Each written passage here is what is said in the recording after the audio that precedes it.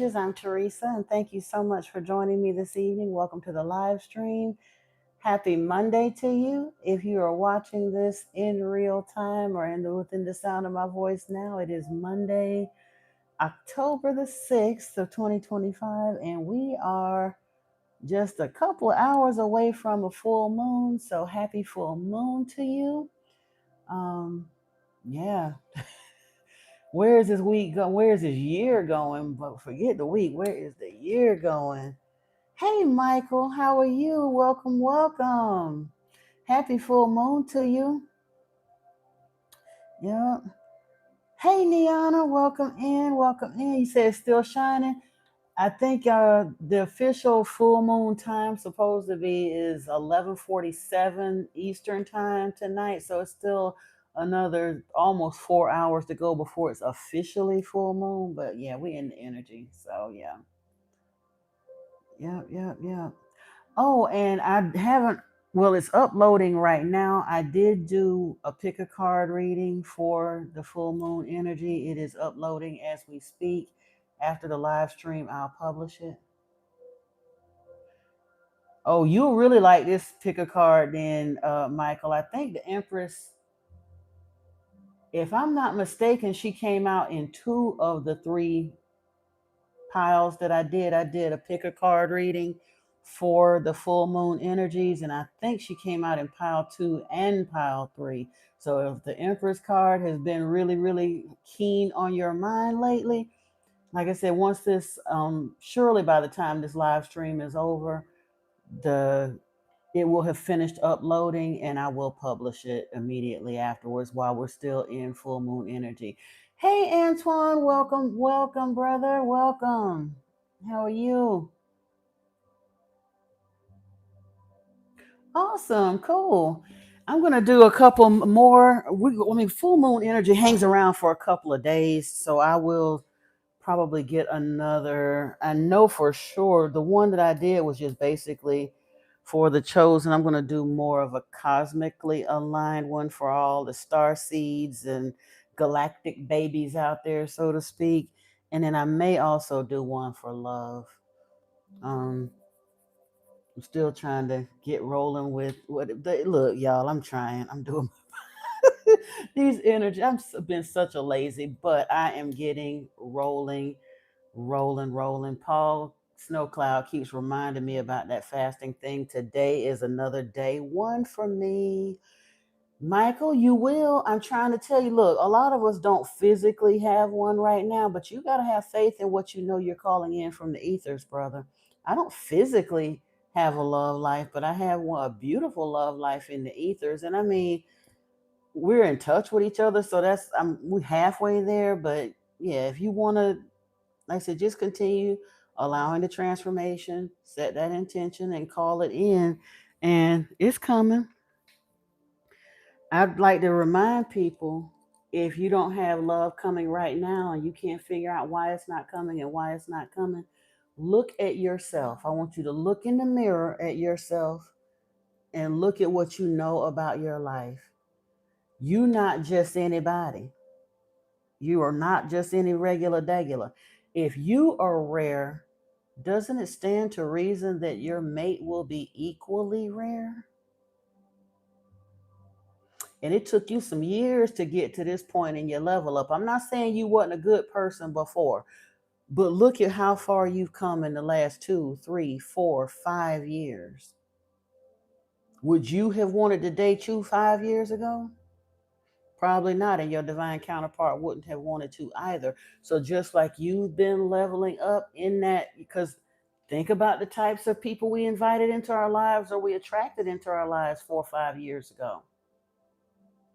Broken relationship after broken relationship, beautiful disaster after beautiful disaster, train wreck after train wreck, that kind of stuff. Different faces, different places, but really not what you want. Because if it had been what you want, you'd still be with them.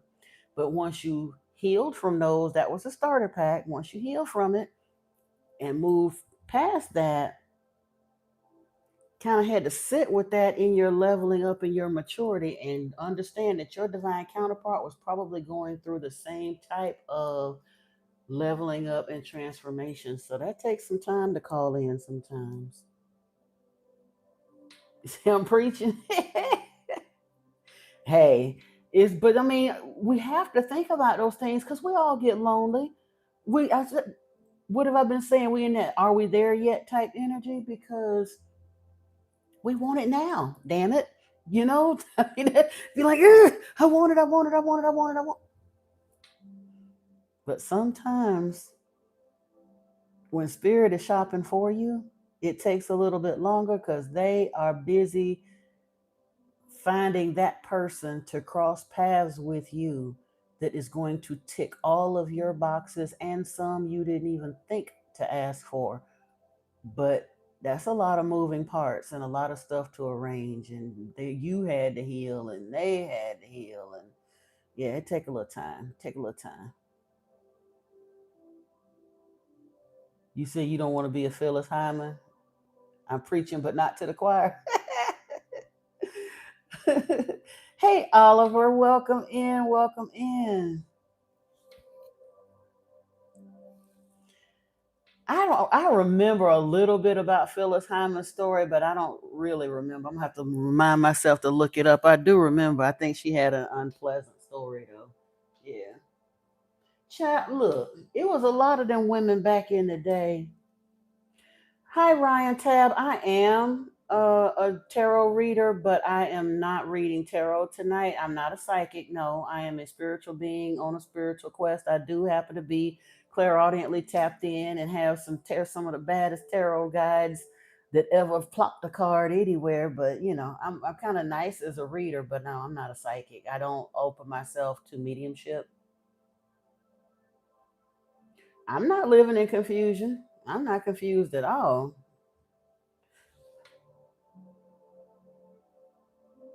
Hey, Paul Snowcloud, welcome, welcome. Paul, I'm back on day one on the fast. We going in. I'm going in this time. I done got rid of all of the junk. It's done. Well, I didn't even really have junk before, but like I said, fruit is gone. This is gone. That is gone. I'm not even remotely interested in whatever I'm cooking for my roommate. I'm ready. Oh, that's her song. Oh, okay. I get it. But honestly, I think she probably listen. There's a lot of the women that have been what we call legends in music that has some horrible stories to tell along the way. Hey, King David, welcome, welcome. Think about was it Betty Wright? A piece of man is better than no man at all. And what Jennifer Holiday? I'm telling you, I'm not going. Billie Holiday. Ain't nobody's business if I do. What? I mean, I like the songs too, but we passed them days. Oh, she did. I did. I wasn't. I knew she had an unpleasant end to her story, but I wasn't sure exactly what it was.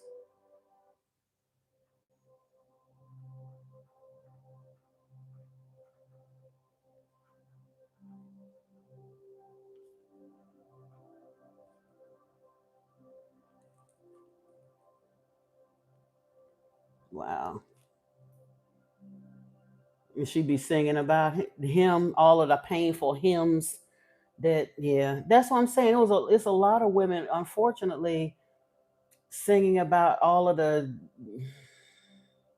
raggedy dudes that should have never got our time makes a lot of women wealthy because that's a common theme that a whole lot of people can relate to.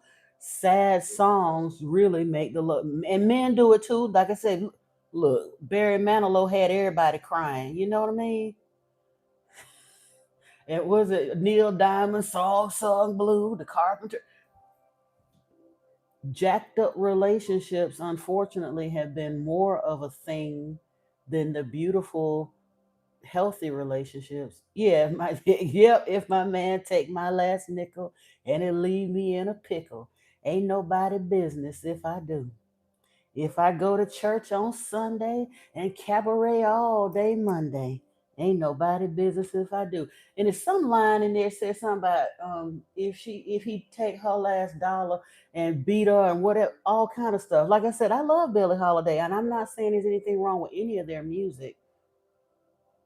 but they were singing to the most disrespectful, painful aspects of relationship possible. And a lot of those women, for as beautiful as they were and how much talent they had and all the rest of it, they didn't figure it out no better than nobody. Perfect example. It ain't even in the song genre.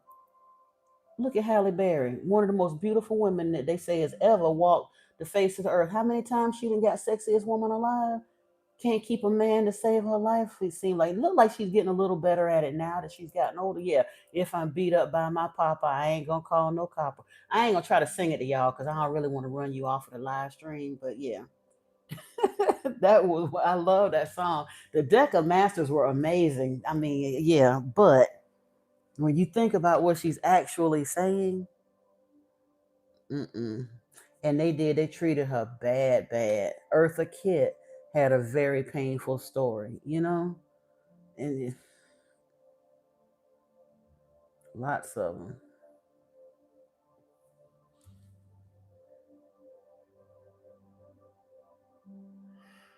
But anywho, so I didn't finish Book of Enoch, but I will probably, if I don't finish it tonight, I will finish it tomorrow. Etta James was mad at Beyonce. She can get mad all she want to. She should have been glad somebody was wanting to tell her story. She mad because she probably had a crappy record deal and didn't get no royalties off the story. But it's a whole lot of entertainers that got screwed over by the big entertainment industry before some of these folks started figuring it out and getting their money's worth out the deal. And truthfully, well, we ain't gonna get down the Beyonce and Jay rabbit hole because they got a lot to answer for. Just leave it at that. But they doing them and they got their money, so whatever. Um, No. Why would I think that having visions are wrong or evil, King David? The only reason you would think that that's wrong or evil is if you still so plugged into Christianity that you believe the lies they tell you from the pulpit.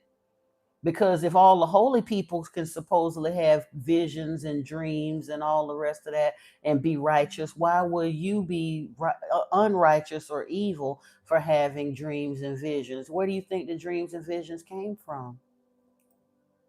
We've got to stop believing the crippling nonsense that they teach us. Everything Yeshua told us, I will not leave you as orphans. I will send Holy Spirit to you as a helper in the last day. He promised us that. So if we receive Holy Spirit and the messages from Holy Spirit, don't let no raggedy behind charlatan of a preacher that's spewing lies, teaching people to worship Satan, the devil. Do not let those people that are so stuck in their 3D religiosity tell you that you're evil for receiving visions. Again, grandma, just because she grandma, I love her, I ain't mad at you, but grandma don't know everything. Grandma believed the lies that they told her as a little girl when they plunked her little booty down on the pew and pumped her full of them lies. Christianity is a lie. Yeshua told the Jews that they were worshiping the wrong Elohim when they were worshiping Yahweh. He told them that Yahweh was Satan the devil. And the Jews hated him for telling the truth and they unalived him. And then 300 years later, the same Romans that unalived Yeshua turned around and remixed his story and put him as the mascot in the middle of that murderous lie where they got the whole world worshiping Yahweh by remixing him and calling him Jehovah now. So my mama and grandmama was wrong, wrong, wrong, and so was yours. I'm so sorry to tell you. I know that's grandmama and you love her, but she didn't know jack what she was talking about when it came to religion.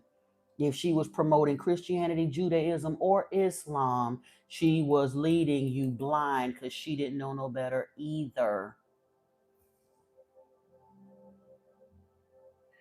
People say Beyonce is a witch, Antoine, and I believe she probably is, quite honestly. If she ain't a full-fledged witch, she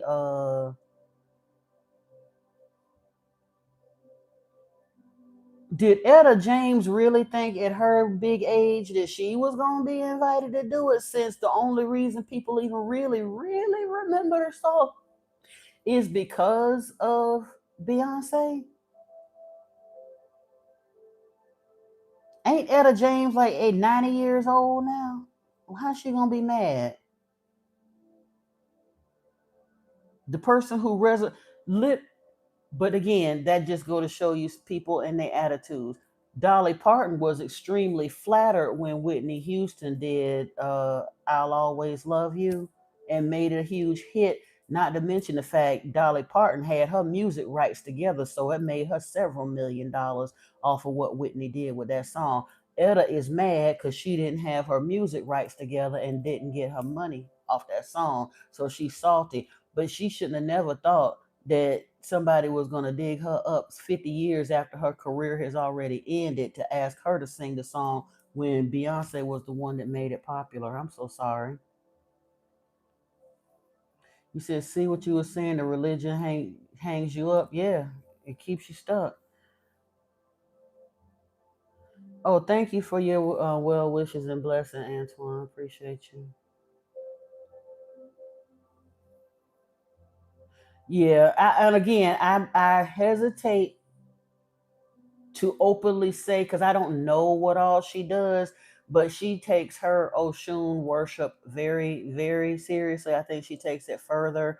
I respect the Loas and the Orishas, but I work with them and respect them as I would any of the other angels because that's the way they're supposed to be viewed.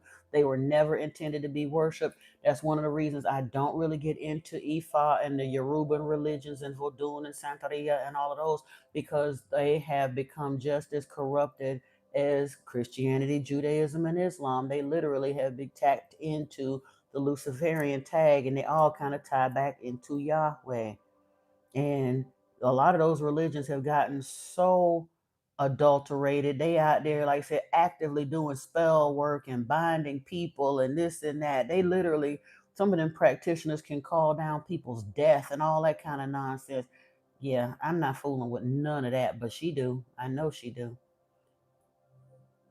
Oh, I'm not reading tonight, Robin. We were just talking earlier about the cards, but I appreciate you letting me know. But yeah, welcome in, dear one, and happy full moon to everyone.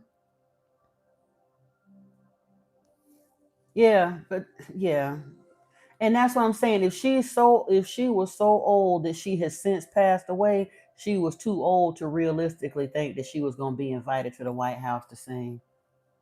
It's like, come on, Etta. Like, let's be real.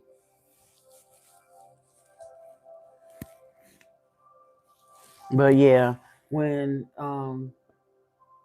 I tried to give Jay and Beyonce credit where I tried back when he did 444 and they did whatever that other album they were, but there was so much satanic, quite honestly. Some of it was just mystical symbolism, but some of their symbolism, if you really understood it, was satanic. That's all you can say. And when you look at the way they move and shake around the music industry and the things that are kind of said behind about them behind the scenes, and even though there's a very strong indication in the streets that they are both implicated and involved in that whole Diddy thing, but they were able to just magically extricate themselves and nobody questioned it and all the rest of that, then yeah, she's probably messing with some stuff she ain't got no business. Somebody tried to bind you. Yeah, honey, as one of the chosen, a lot of folks gonna try to bind you. Like I said, I had somebody trying to bind me too. And Spirit let me know about it and told me what to do about it. But for a time I was, yeah, I can't even say tried to bind me in my ignorance, but when before I got to where I am in my spiritual journey now, I was in association with someone for several years that I considered a very dear friend. We had dated in the past, and I was one of them crazies that allowed people to rope me off in that let's remain friends stuff. I done talked about it here on my channel and did videos and stuff about it. But at the time, I bought into that faulty logic as well, and I allowed it because I wasn't trying to be romantically involved with him again. But I didn't know that that was for sure enough a warlock, that was for sure enough an energy vampire that who understood and saw my spiritual light long before I did. He knew what I was headed for. And if I wouldn't if he couldn't ride my coattails, he decided to bind me to try to keep me from getting where I'm supposed to be. Yeah, Paul, that's when I was alluding to the stuff that they was doing, the all of that. They all in that mess together, all of them. You see, that's why you quit. Yeah. Honestly, though, now the music industry I have no love or respect for, but music in and of itself is such a gift and such a vehicle that I love the fact that there are a lot of artists now that have actually learned from the Michael Jacksons and the Princes and all the rest of those, and are learning how to self-publish and do all of that and kind of bypass the music industry. They on their way out. All of them big wigs that did all the mess that they did, they on their way out. I got irritated when I saw how hard they pushed the hip hop agenda and the way they promoted the hip hop agenda, and then turn around and want to blame hip hop music for all of the mess that we got going on. Although they do push a lot of violent agendas, but guess what? The only reason we ever get to hear anything that we ever get to hear is because the record moguls put it out there. And several years ago, when because I had stopped, like I said, I don't do a whole lot of listening to radio or anything else. But in 2019, 2020, when they started coming out, when that music really started shifting, now don't get it twisted. I have liked B music, if you will, raunchy music, all the rest of that stuff. I've never been a prude about that. I used to love me some Plies and all that, but I've always felt that there was a time and a place for that stuff. And when I sat there and listened to these people playing stuff like WAP and Throat Baby on the radio, I'm like, they really need to stop trying to put all of the blame on other people, because everything that a top 40 radio station plays is determined by record execs. That's why we have to hear the same 10 songs all day long, every day. But something like, ew, and City Girls and all that kind of nonsense. Oh God, it was just horrible. Horrible. And that really let me know, yeah, they need to be on their way out, though. I love when I see like the Tom McDonald's and all the rest of them doing their thing and not involving the music industry and still making their bread. I love it. Oh yeah, Paul, they get super mad. They get real upset. Like I said, every now and then I can sense that energy kind of knocking at the edges of my periphery, if you will. Every once in a while, he'll leave a comment or something on my uh, Instagram posts and stuff like that. Whatever you want it to be, Eric. I didn't pick a topic for today. Within reason, whatever you want it to be, I should say. I don't want, and I'm not talking to you, but I'm saying there are other people out there, and if I say whatever you want it to be, some troll will come through here and put some craziness up there. But yeah, if you have a question, you can put it in the chat, and we can certainly talk about it. Because we freestyling it here, just hanging out. Because I miss you guys, and it is what it is. We ain't going to church today. I've got some articles, some videos that I want to look at and discuss, but I'll probably do an upload about them first, and then we'll go into a discussion of them in the live stream. I think that might be a better way for me to start kind of bringing some of those subjects to light, to give us a chance to look into them first, so I'm not just talking the only one talking about it. But yeah, Eric, if you got a question or you want to bring a topic in, as long as it's not too much, we don't dig deep into politics and stuff here, because that's just, it's really not to any benefit for the chosen to do that. The folks that are going to help us ain't on nobody's ballot, so it really don't matter. It doesn't benefit us to dig around in man-made politics.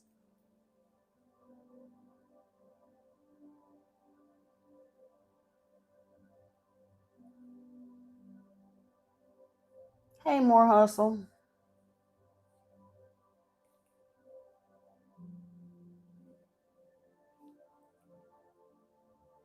You laughing at what I said about politics? Yeah. Oh Lord, here we go, back with the ignorance. Pathetic. Absolutely pathetic. But hey, welcome to you.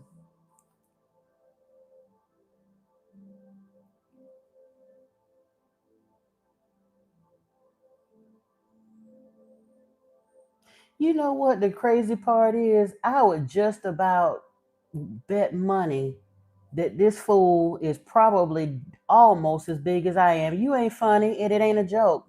Calling a person Jabba the Hutt is not a joke, and it's definitely not funny. You just make yourself look like a damn fool. But welcome, continue, do you? It just shows you really don't have no couth, no sensitivity, no compassion, no nothing. There's plenty of people, 70% of people in the United States are overweight. So the fact that you ain't got nothing better to do than to come in here and try to make a joke about my weight, that just show that you a crass individual with no class and very little intelligence. But okay, do you? That's bully type energy. No, that ain't the internet. That's jackasses on the internet. The internet doesn't make jokes at people's expenses. Low vibrational, low energy, low intelligence, low morality people hide behind the internet to do the cowardly shit that they wouldn't ever do if they was in person with somebody because they know that it's socially reprehensible to do. It's not the internet. It's the idiots on the internet because there's plenty of people on the internet that don't do that to people. It's just like them stupid jerks that jump on the internet and think that everybody in the world want to see their nasty, crusty, dusty wang every time they go into a live stream or in somebody's DM. Hello, my name is, and bam, there's a picture of a Johnson hanging out. That's not life. That ain't what real men do. That's what the very lowest dregs of society do. Those are the people that really would have been living at the edge of the village and or stoned to death back in the day, but we can't do that now. So they just skulk around on the internet because they don't really have a life. If they actually had a life and women in their lives that they had any respect for, they wouldn't treat other people's women that way. I'm not doing any card reading today, Denise Horton. I'm this channel. I'm not doing tarot on this channel anymore. I will be on Anunnaki Oracle Priestess probably tomorrow doing tarot. And if you got a question then tomorrow evening, you can bring it then. Again, but why do I have to? Why would you want to be one that contributes to the problem? Because I don't really have all that many, but I'm saying I understand that that is an issue of the 3D matrix that we're in, the matrix that I talk about all the time, that is collapsing as we speak, because these people that are not awakening, their intelligence is devolving instead of evolving. It's a sign you're separating yourself and showing yourself to be crass and classless. So you don't have to be the part of the problem. You could be part of enlightenment or the solution. It ain't no more rude than you jumping in here, like I said, and you can't even come up with a new insult. Star Wars franchise is over 40 years old, and for you to come in here and continuously call me Jabba the Hutt, you're rude. So if she tell you to hush, then you hush.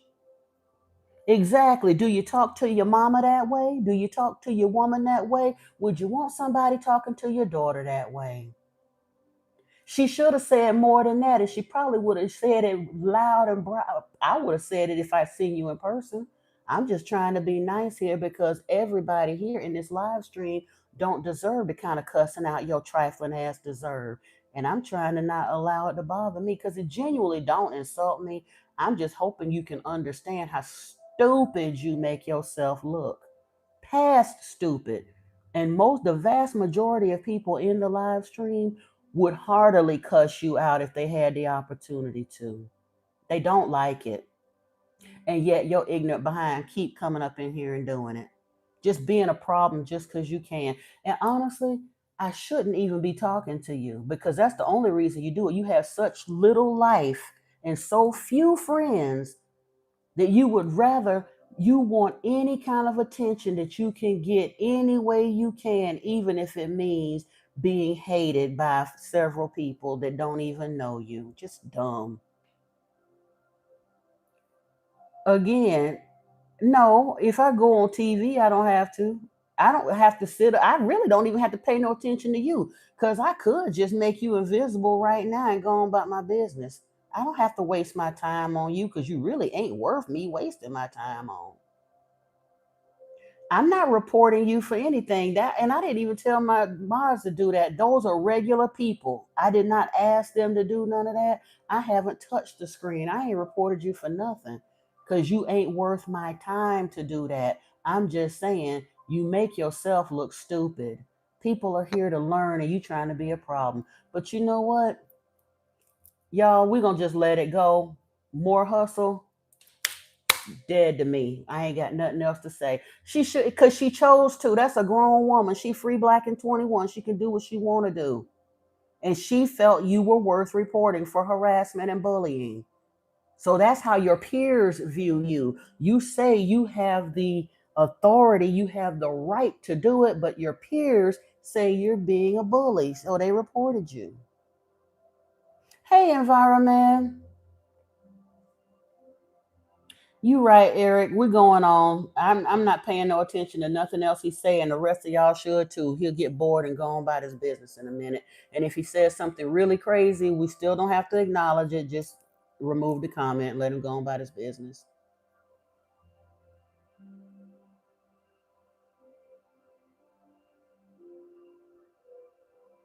Ooh, Antoine, don't do it. Don't do it. And again, last thing I'm gonna say, if you got freedom of speech, so do they then. So guess what? They can tell you about your low life self. All right, that part. You said you stopped going to church. You had a vision about the pastor. Let's say, yeah.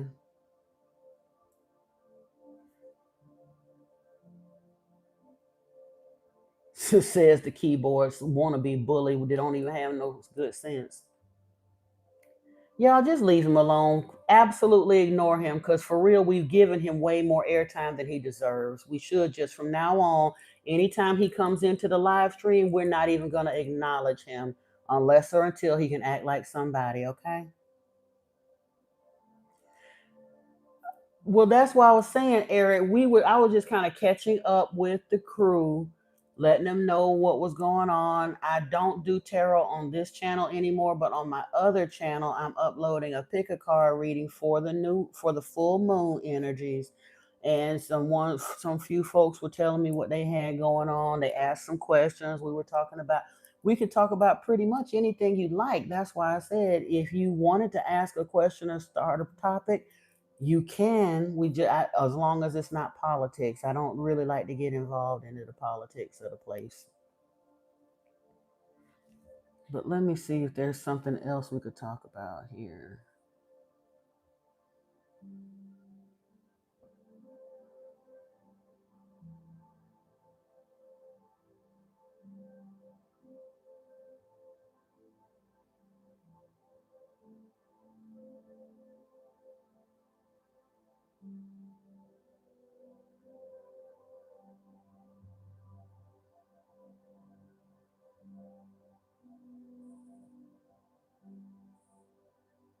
And Eric, my name is Teresa. Hey, Starboy, I didn't even see you. I was too busy dealing with crazy folks. But hey, welcome, welcome, Starboy, if you're still in the room. Hey, Alien Metals, how are you?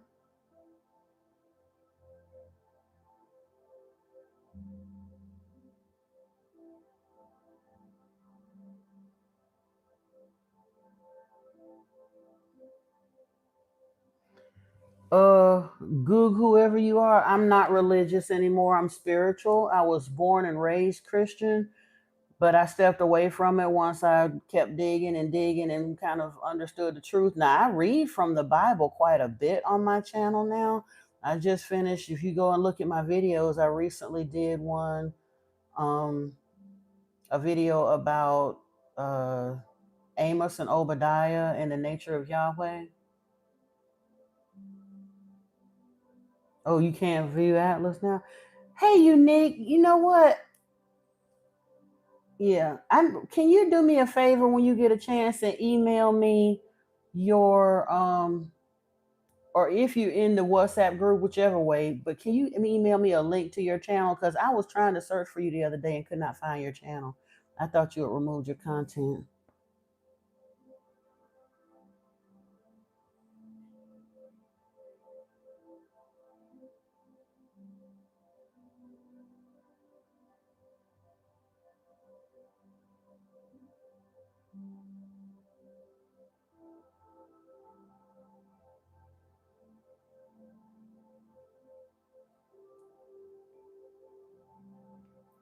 Honestly though, that don't really surprise me though. I mean, the energy that it would kick up, that 3L Atlas, isn't that the whatever they said that is supposed to be coming near Earth or near the sun?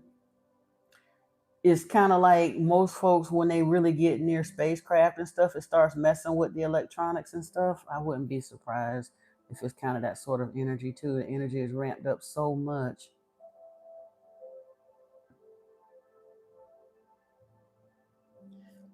Just ignore him, Antoine. I'm telling you, he only is doing that for engagement because he doesn't have a life. And he's just like that little bratty kid, you know, the one in school that always came to school kind of dirty and kind of stinky and was usually a problem child, but at the end of the day you found out it was really because his mama was a drug addict and his daddy was an alcoholic, if there was a father involved at all, and the child just really really was a problem child because they were so craving attention that they would take any attention that they could get whatsoever because they didn't get any at home. That's this kind of energy here. Just leave it alone. No, baby, I don't need to search for Islam because you know why? Because Muslims worship Allah, who ties back to El, who ties right back to Yahweh. Jews, Christians, and Muslims worship Yahweh, and Yahweh is the devil. I don't need to be bothered with Islam. That part. Sorry. Yeshua said that he told them that they was worshiping the wrong Elohim, and Yahweh Jehovah Allah ties back to Enlil. If you go all the way back past all of them, because Islam, Christianity, and Judaism are very new religions on the planet. None of them go back past 2,500 years. Okay. But if you go all the way back to the Anunnaki texts, they'll let you know that that cat named Yahweh, Jehovah, Allah, El, goes back to Enlil, and he was a son of a gun in every pantheon he's ever been in on this planet. He hates humanity. He's a liar. He practices black magic. The Gnostics know him as Yaldabaoth, the dragon. He's a manslayer. And that's exactly what Yeshua said in John chapter 8. He said that they were worshiping, that the Elohim that sent him was not the Elohim that the Jews were worshiping, that the Jews were worshiping their father, the devil.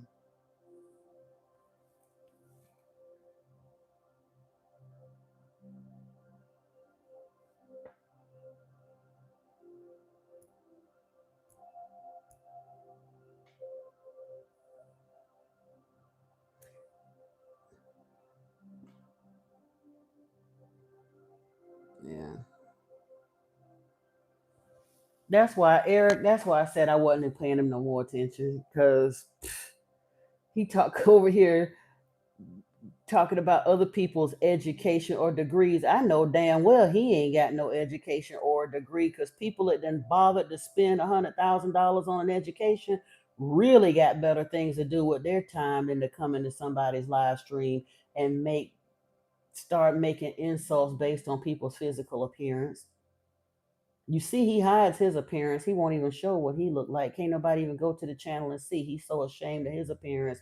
He refuses to even show his face, but got the nerve to come into a live stream and basically because other people do it, monkey see, monkey do. He's a monkey. He's a clown. He's not worth an argument, so he can't cause no fight here. That's why I told the mods to just leave his little ignorant tail alone.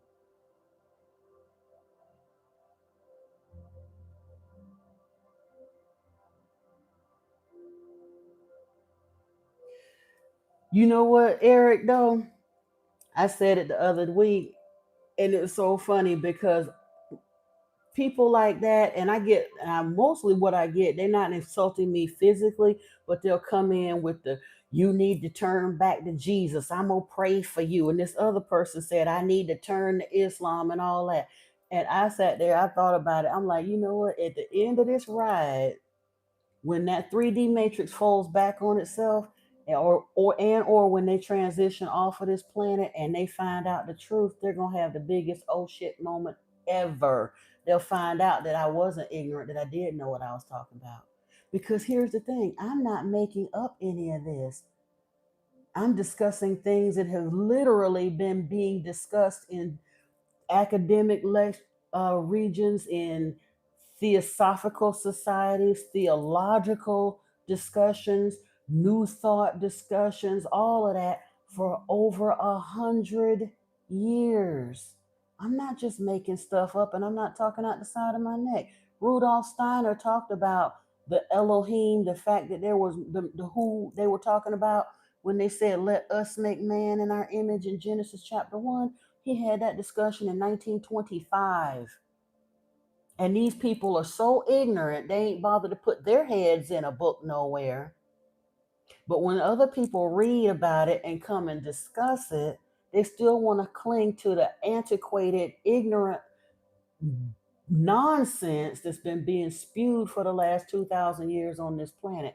And the reason I can call it ignorant nonsense, because most people that came along during religion during those times had no idea what these sacred texts said, because during that time period, less than 10% of the population of the earth could read or write any language. And even if they could read or write, most of what we now call sacred text was forbidden for the common man to have. The first printed Bible was not printed until the 1500s. So it is extreme ignorance and arrogance on the part of these religious zealots to think that they got the be all end all because some preacher stood somewhere and told them that that book was the be all end all, and they too ignorant to know that when they was busy digging up those texts, they dug up thousands of other texts right along with them. The only reason we consider them sacred is because somebody back then said they were sacred, because those were the texts that were used to manipulate and spin a lie with. And truthfully, the Christian story is more of a fairy tale than the stuff I'm talking about. It really is. Because Constantine was not a believer in Jesus at all. He was a sun worshiper, the sun up in the sky. And he pulled in pagan beliefs from all over the place. Why do you think all of the Christian holidays, holy days, have pagan origins? Each and every single one of them. Every holiday that Christians look at is pagan in origin, and usually some kind of a very lustful black magic-y type of something dealing with either a fertility ritual and or some form of bloodletting or cannibalism. It's a satanic organization. It's disguised as an angel of light, just like the Bible tells you right there in it, that Satan disguises himself as an angel of light, that the whole world is lying in the power of the wicked one. And between Christianity, Judaism, and Islam, 75% of the planet is worshiping Yahweh, who Yeshua said was the devil.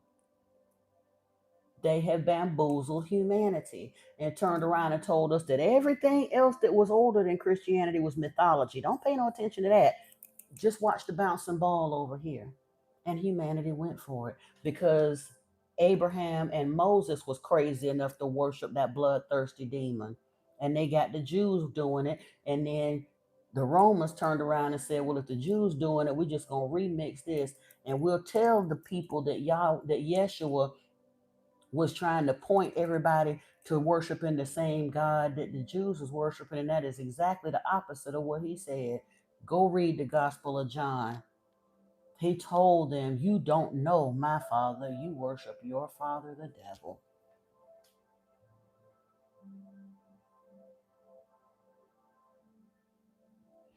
Tonight is the Hunter moon and it is a super moon. Yeah, it is a portal. 11:11. Yep. Pray at gratitude. Also, I saw an article and I meant to watch it. I saved it to my more whatever. But at 22:22, it might be a time to do some manifestation. So at 10:22 tonight, yeah.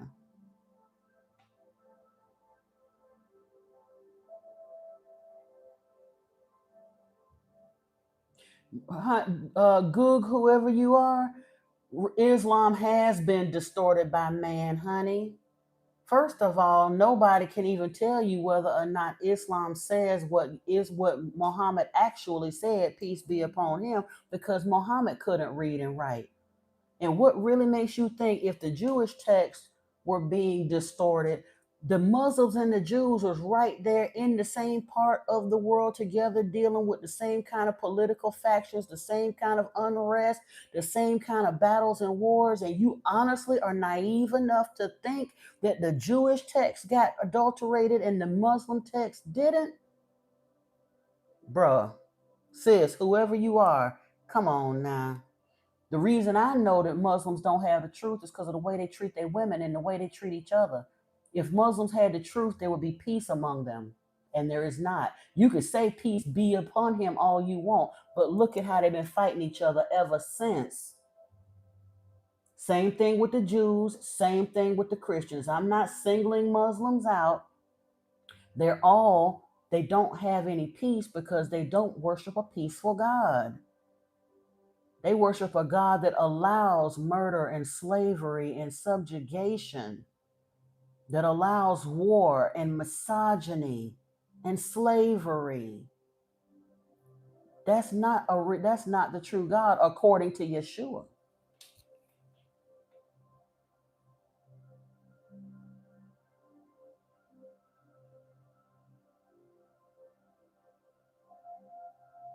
Hey Yash. First, Yash, God, as we're told it, is a lie. Okay? The word that is translated God in the scriptures is Elohim.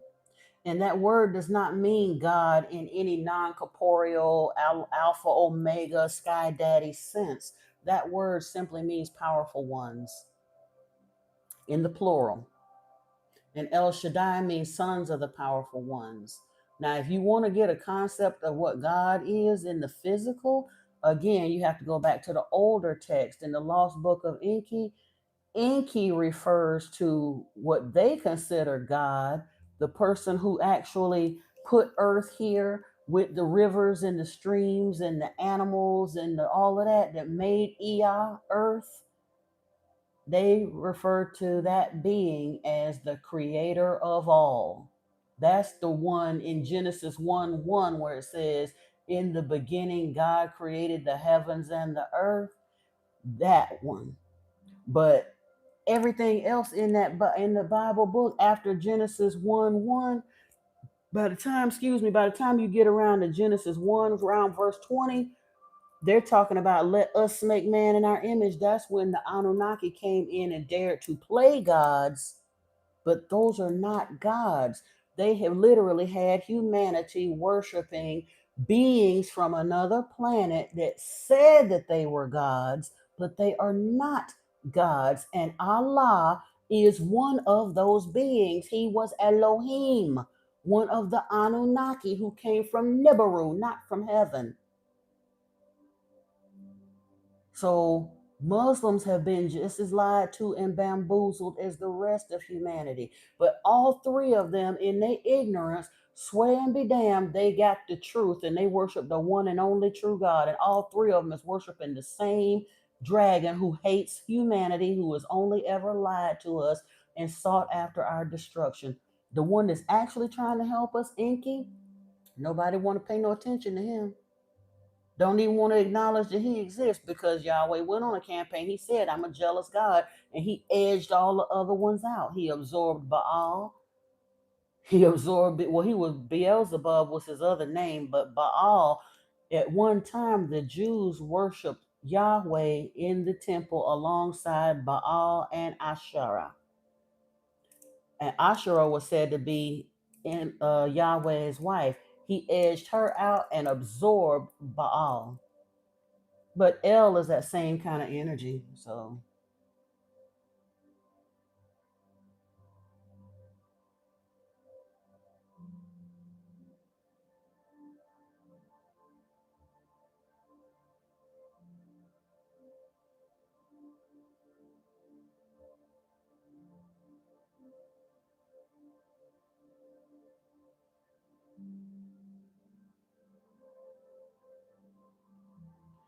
hey, Woodrow Wagner, I didn't even see you come in here.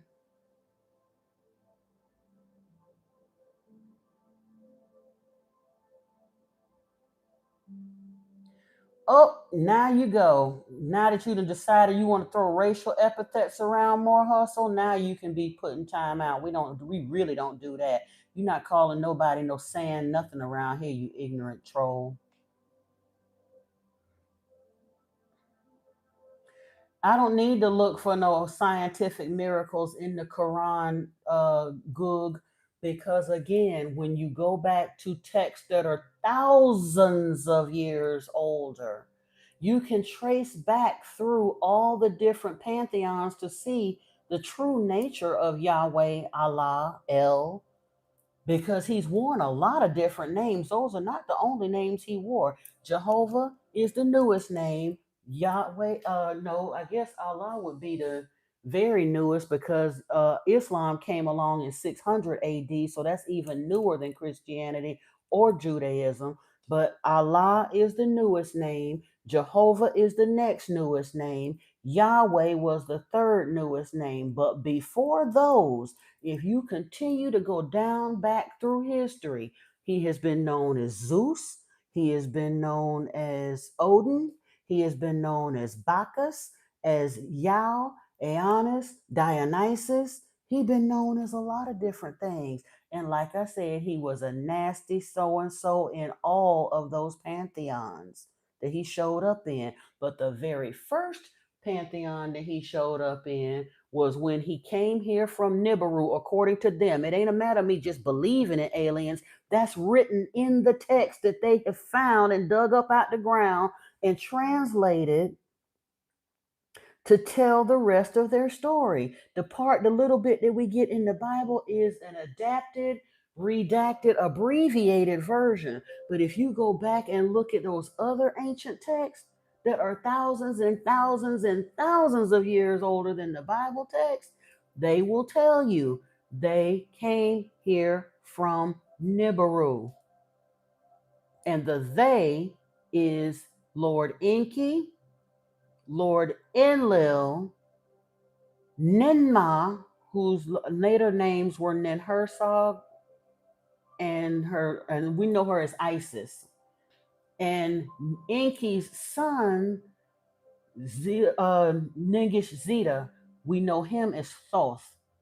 The Atlanteans, they came here from Nibiru. That's not me making it up.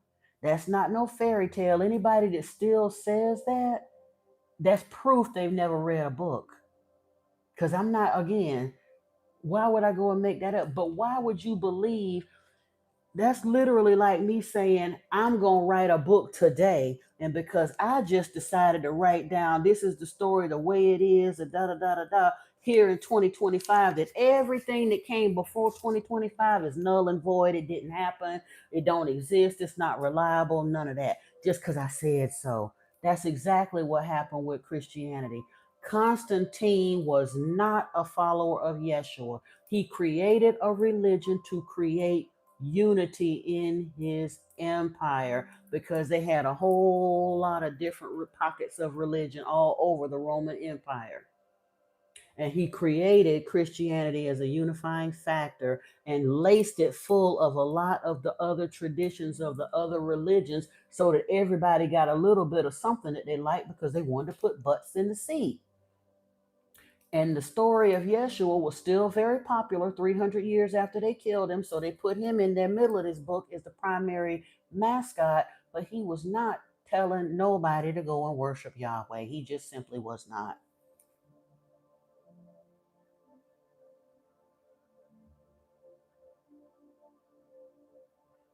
You welcome, Paul. Yeah, when he started throwing racial stuff, no, we really not having that kind of ignorance. Do I think the right and wrong should change with time based on what majority society deems to be correct, or should we draw our moralities from a particular religion or scriptures? Honestly, we should draw our morality from human decency because the scriptures aren't moral. We've been talking about that. Go back. I still gotta go, and there's a in the live stream about 3 or 4 live streams ago on this channel. I changed the title to, it says something about Leviticus, First and Second Kings, and the nature of Yahweh. Go watch that live stream. And then in my uploaded content very recently, there's one in the titles talking about Obadiah and Amos. Go, or Amos and Obadiah, whichever. Go watch that video, and it'll let you see Christianity is not moral. When you look at the true nature of Yahweh, even in the Bible, people look at the Sunday school lessons and bypass all of that other stuff that it says. But it talks about horrific things that Yahweh did and co-signed right there in that Bible. Are you familiar with the story of Abraham, the one who drug us into this mess in the first place? He left the temple of Mount Sin, went out into the wilderness, and Yahweh got with him then. Yahweh promised him, if you follow me, I'll make your name a mighty people, and I'll give you a son in your old age. Abraham was 74 years old and had no children at that point. It took Yahweh 24 years to fulfill his promise to Abraham. And so by the time Abraham had Isaac, he was 100 years old or 99 years old. And by the time Isaac got about almost grown, so now Abraham would be like 120 years old. Yahweh, just for shits and giggles, said, prove your loyalty to me. Take him up on the mountaintop and sacrifice him to me. Cut his throat. Why would you put anybody under that kind of moral strain?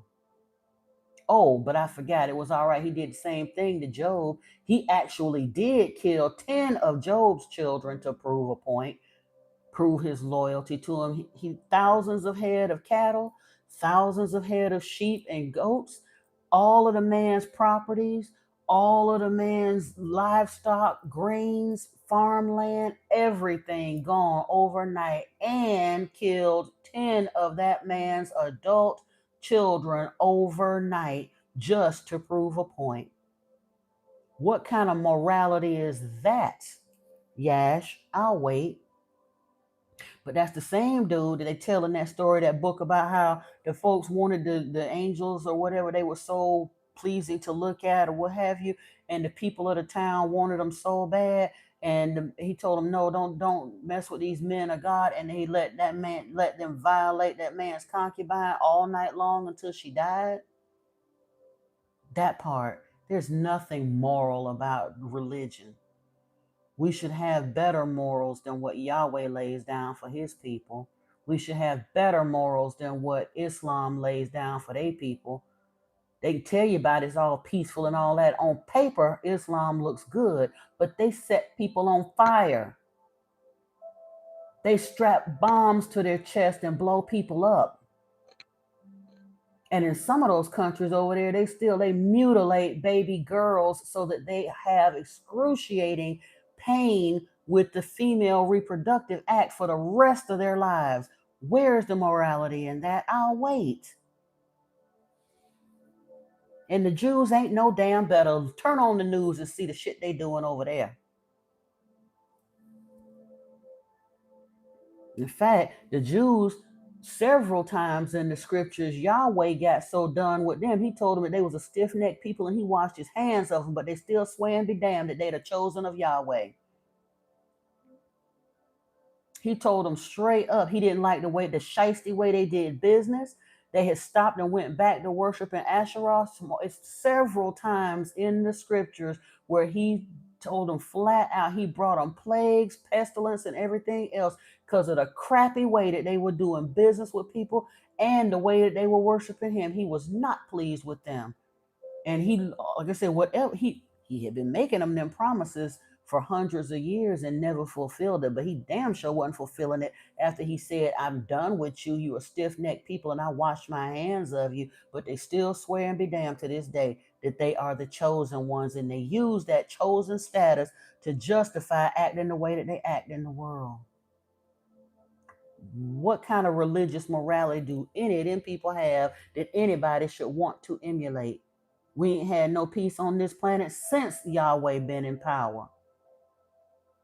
Whether you want to see it through the eyes of the Jews, the Christians, or the Muslims, they can't get along with themselves. They can't get along amongst themselves, and they can't get along with each other. None of them.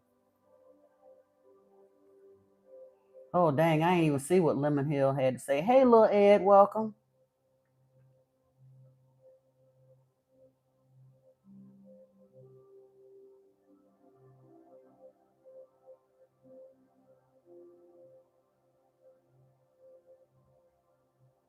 Yep, Marduk as Amon Ra with their little binding spells and all of that.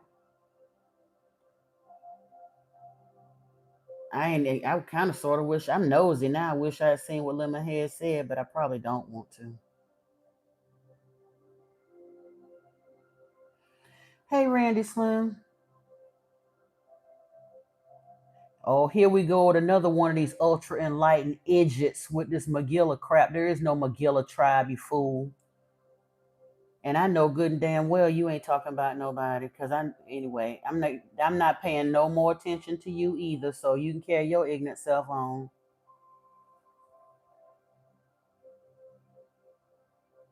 Okay, and I have been searching. Why do you think I got this information from, Goog? But I don't need to continue. If I know something, if I've looked at it enough to identify it as a false religion based on a lie and centered around a being who is a liar, who my guide, Yeshua, was literally lost his life trying to tell people not to worship, why would I want to go back and dig around back in that religion? I don't need to. That's like saying, well, you think it's not good to think you understand everything. I never thought I understood everything, but if I do understand the basis of the religion that I'm looking at and the being being worshipped in that religion, and I understand that Yeshua said clearly, emphatically, that we were not to worship that Elohim, there's no need for me to keep digging further in any of those religions. Why would I want to keep looking at the father of the lie? I do read the scriptures from time to time, but I'm not interested in practicing those religions because, again, if they were truthful, Yeshua said that God is love, and there's nothing loving about nothing that God has put out in the 2,500 years that he's had influence on this planet. So I do search. That's how I came up with the information that I did. Instead of just confining myself to that 2,500-year-old lie, I went further back and continued to search and read and search and read. And the more I searched and read and kept tracing Yahweh back and back and back and back, I never could find nothing good about him nowhere. No matter what you call him, he was still the same vile, murderous being that he's always been. And if you trace him all the way back, it tells you he got out of a spaceship. He's not the Alpha and the Omega. He is a being. No, Allah don't need to guide me. Period. Allah is Enlil. Exactly, Antoine. I don't want Allah to guide me nowhere, good. You let him guide you if you want to, because according to all of the prophecies, he leading y'all right the hell off the cliff. But you'll find out in time. But no, Allah ain't guiding me nowhere.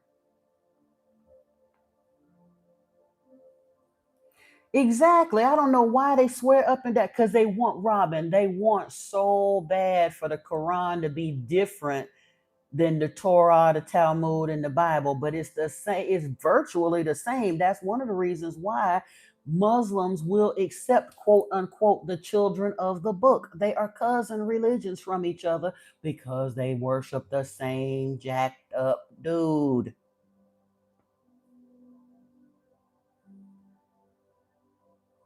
So yeah, it reads much like the Christian Bible, but they still are their focus is on a being who is not actually God.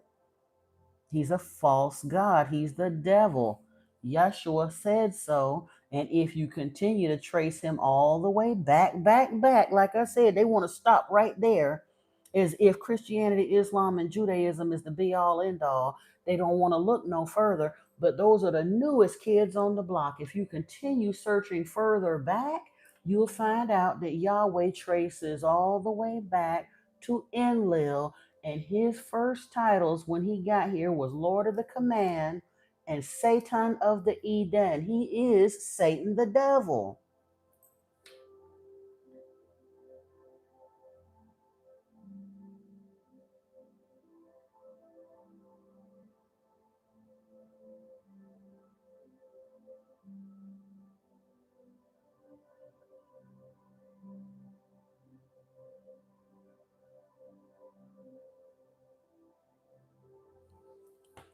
You know what though, environment? It would be a whole lot less problems on here. Truthfully, think about it.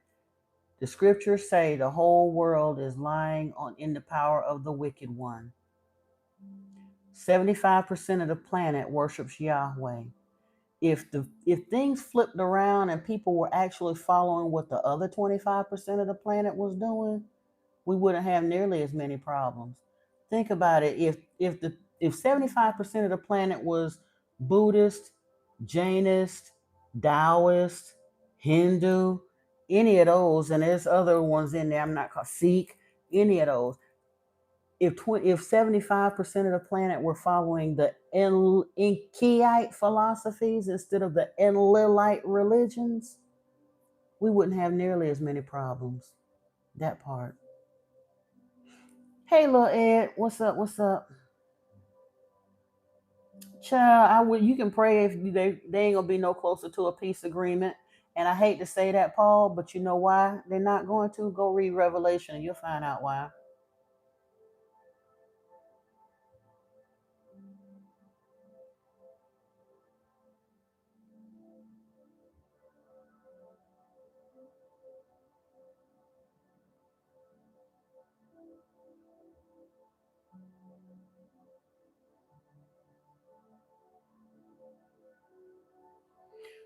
No, God moves ministry.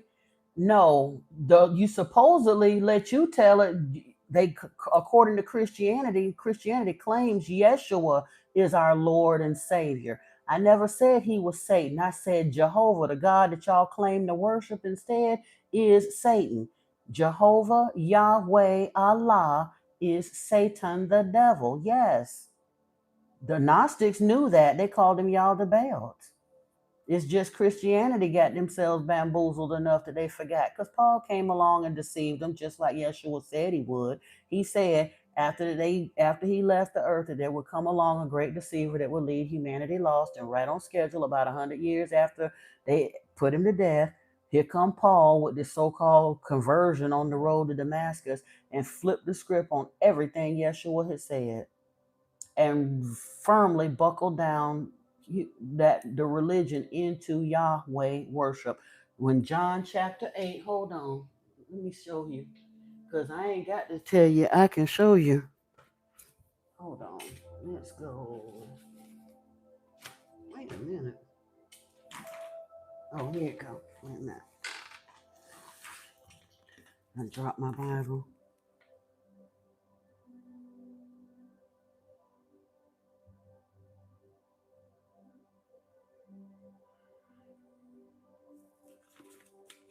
Environment, I'm not sure what you talking about because I'm not putting myself above nobody, but Christians, Muslims, and Jews have put themselves above everybody. Christians swear up and down they the only right ones and everybody else gonna die and go to hell, and they are panting for it. They've been trying to march us to Armageddon for 2,000 years. Jews swear up and down they the only right ones and everybody else is pretty much gonna die and go to hell. and they busy fighting because they swear up and down they the chosen ones. Like I said, even though Yahweh done told them that their contract is over multiple times in here, they don't want to believe that. And Muslims swear up and down they the only right ones. Now they'll accept the children of the book, but at the end of the day, when it come down to it, they really don't get, they, like I said, so that putting people above them others, that definitely applies to the Abrahamic religions.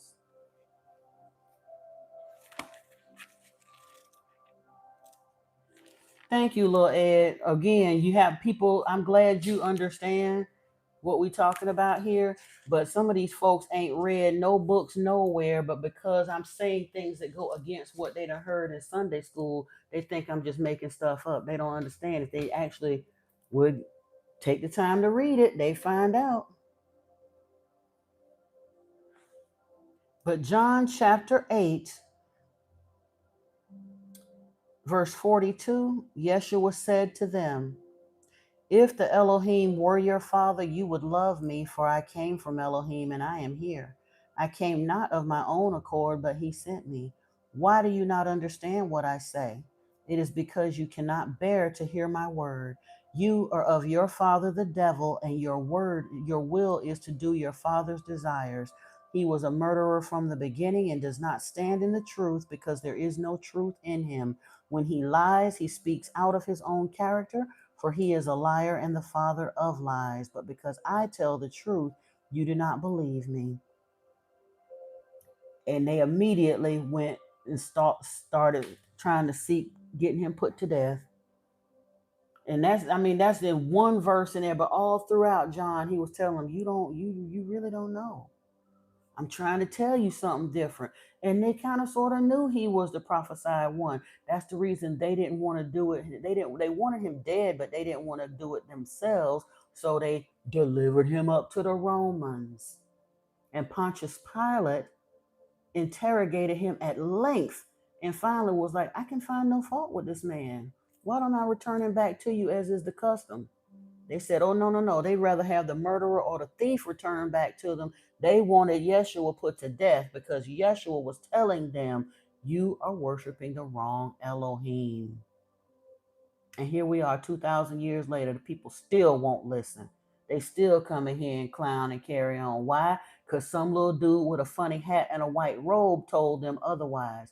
Because again, when Christianity was being laid down, this was illegal for anybody to have. If you got caught with these texts in your possession, even if you were one of the 10% of the population that could happen to read, but most people couldn't. But even if you could, if you got caught with this, you would have been put to death immediately. Now, if it's the truth, why would it have been something that would be put to death if you got caught with? It wasn't until literally 500 years ago that regular people were even allowed to see this in print. And yet they arrogantly think they got the be all and end all of all answers. Wow.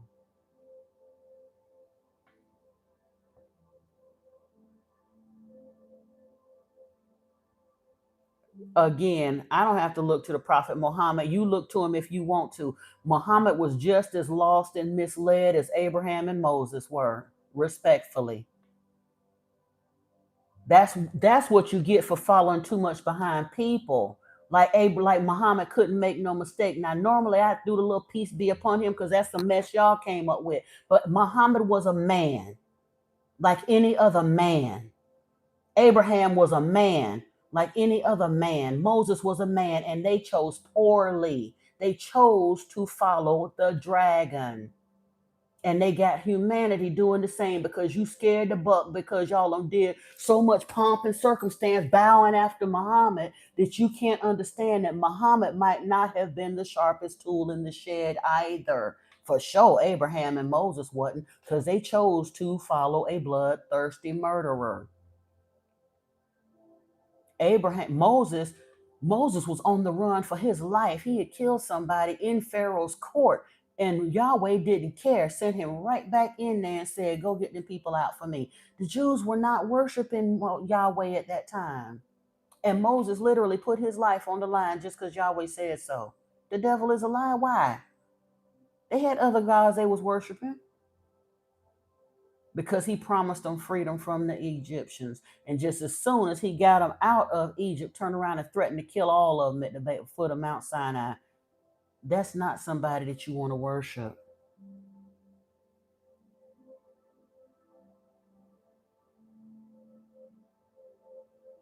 Again, the creator of all is the one who created the universe, the unbegotten. But again, that's not the question here, because how you worried about the creator of the universe, you can't even figure out who the creator of this earth is. You giving credit to a being, a two-legged, got blood running in their veins being. And in your arrogance want to sit up talking about who created the universe. The damn show wasn't Yahweh, Allah. It was not. The Gnostics knew it. Yeshua knew it. The Anunnaki knew it. The Sumerians knew it. The Babylonians knew it. All of them knew that Yahweh Enlil was not the creator of the universe. But in your ignorance, little one, grasshopper, who only got an opportunity to even look at this book 500 years ago, accepted all the lies of your forefathers because somebody told them who told somebody who told somebody. You know what happened in a game of hearsay and telephone. It always gets adulterated. But in your ignorance, you'll still sit up and believe all of them convoluted lies rather than accept the truth that is thousands and thousands and thousands of years older than that mess they put down in the Bible.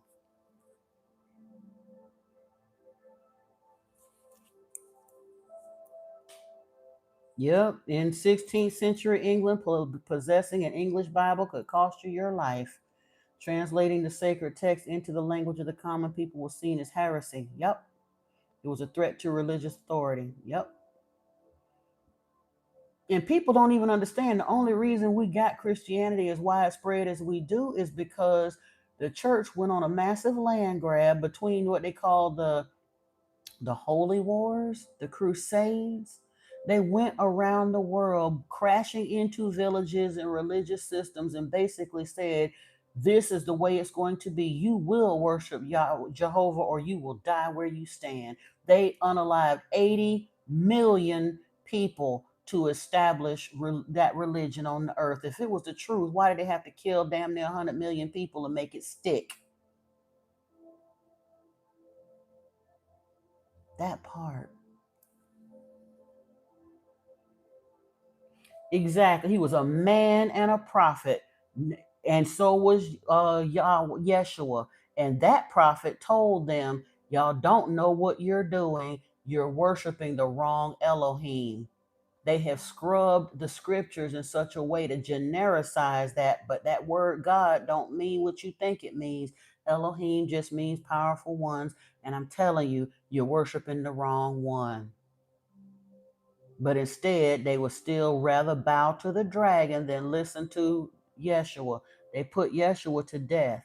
And the Muslims basically are doing the same thing. They kind of recognize Yahweh, they recognize Yeshua as a prophet, but they rather listen to Muhammad because Muhammad pulled them over there. And again, he done sat in a cave for 3 or 4 months by himself until he done had a word and a vision.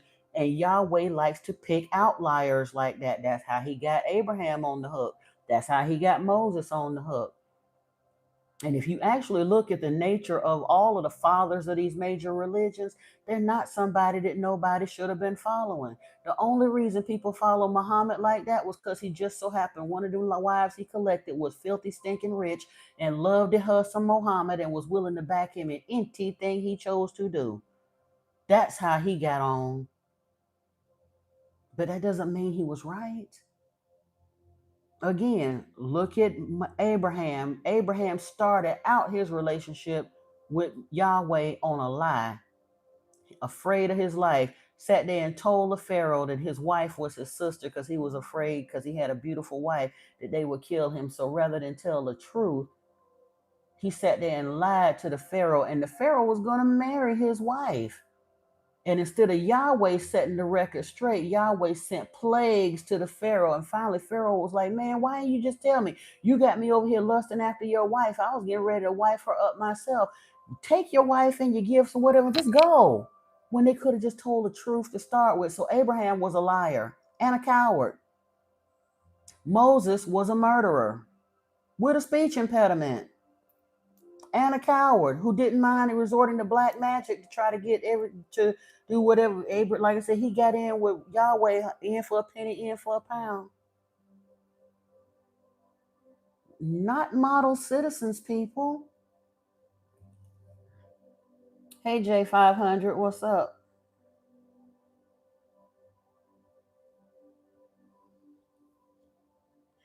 God Moves Ministry, your mind is still so wrapped around wanting so badly for these people that you read about to be Sky Daddy. I'm telling you what it is, and you're just not ready to hear it. So go somewhere and do some research, and maybe when your mind and heart opens, you can understand what I'm saying. Because I'm not saying God is man.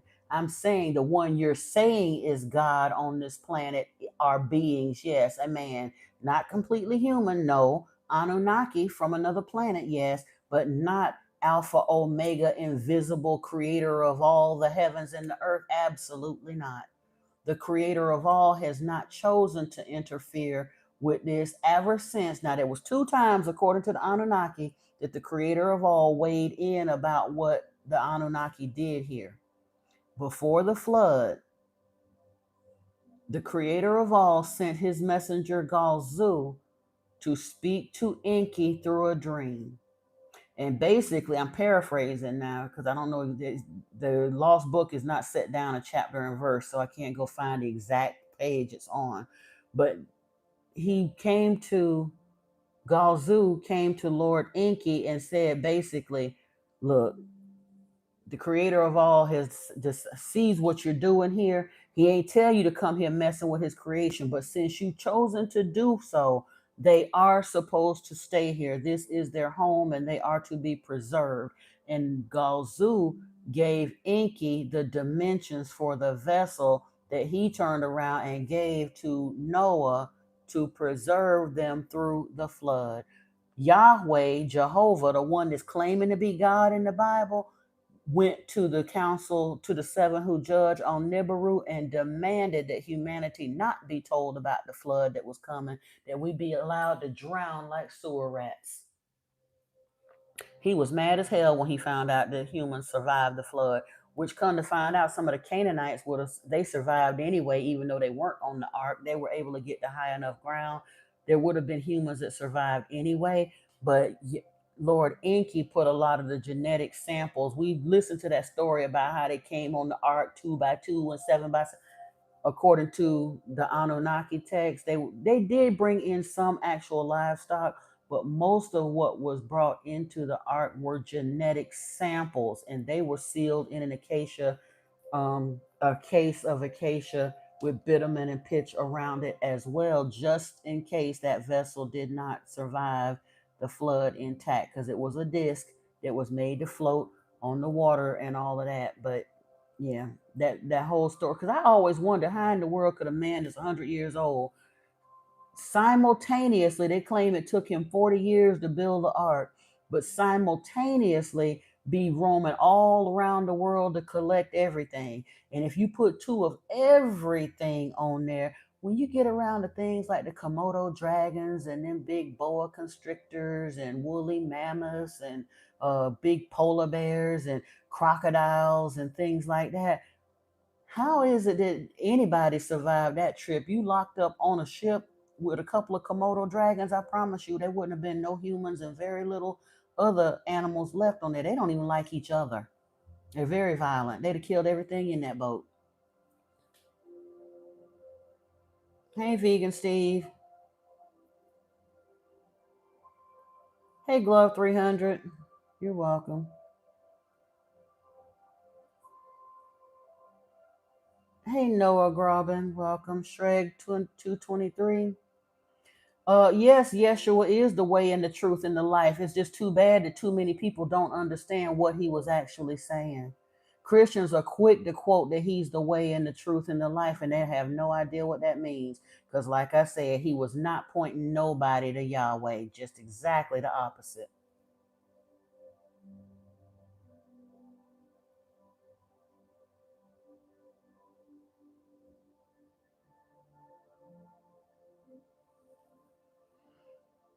Have a good night, Gug. I hope you'll go somewhere and read the Lost Book of Enki and read Zechariah Sitchin's work and all of them. Yeah. I don't want to necessarily read Dr. Zakir Naik, but anyway, I might.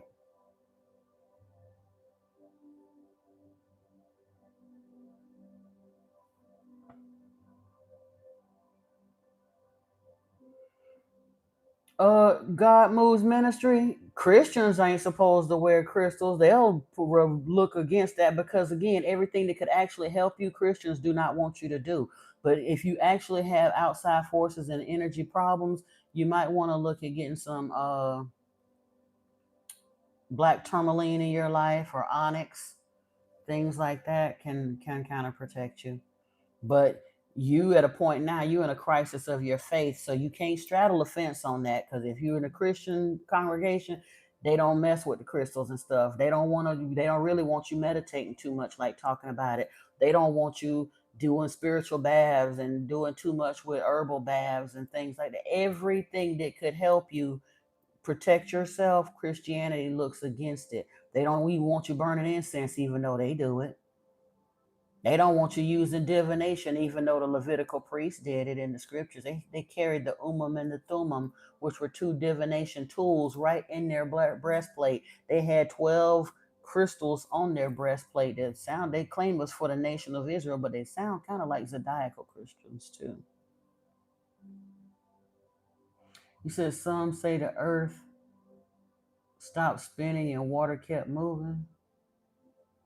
I don't know about that, but okay. The flood could have been a large, close passing comet.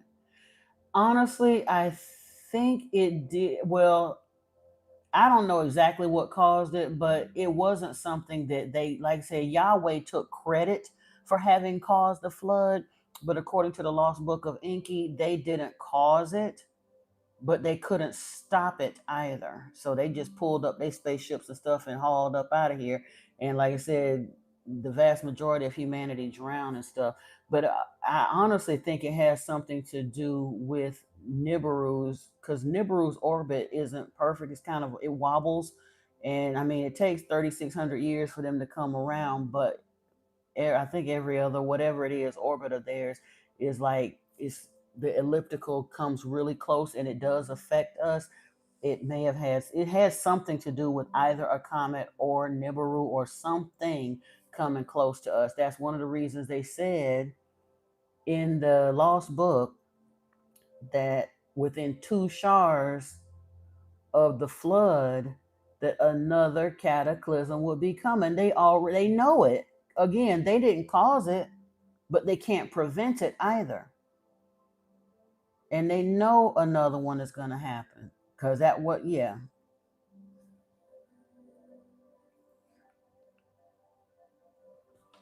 And no, I do not skate Weed for Life. I've never skated. Even when I was smaller, I never cared for skating. I tried it a couple times. That weird feeling of, that ain't my thing. It just never has been. Exactly. They do not want you to use your power. Part of, and the binding, look, I speak mostly about Christianity because it's the religion I was raised in. So I know more about that than I do the others. But one of the things within Christianity, not only do they not want you to use your power, they keep humanity stuck using black magic and rituals.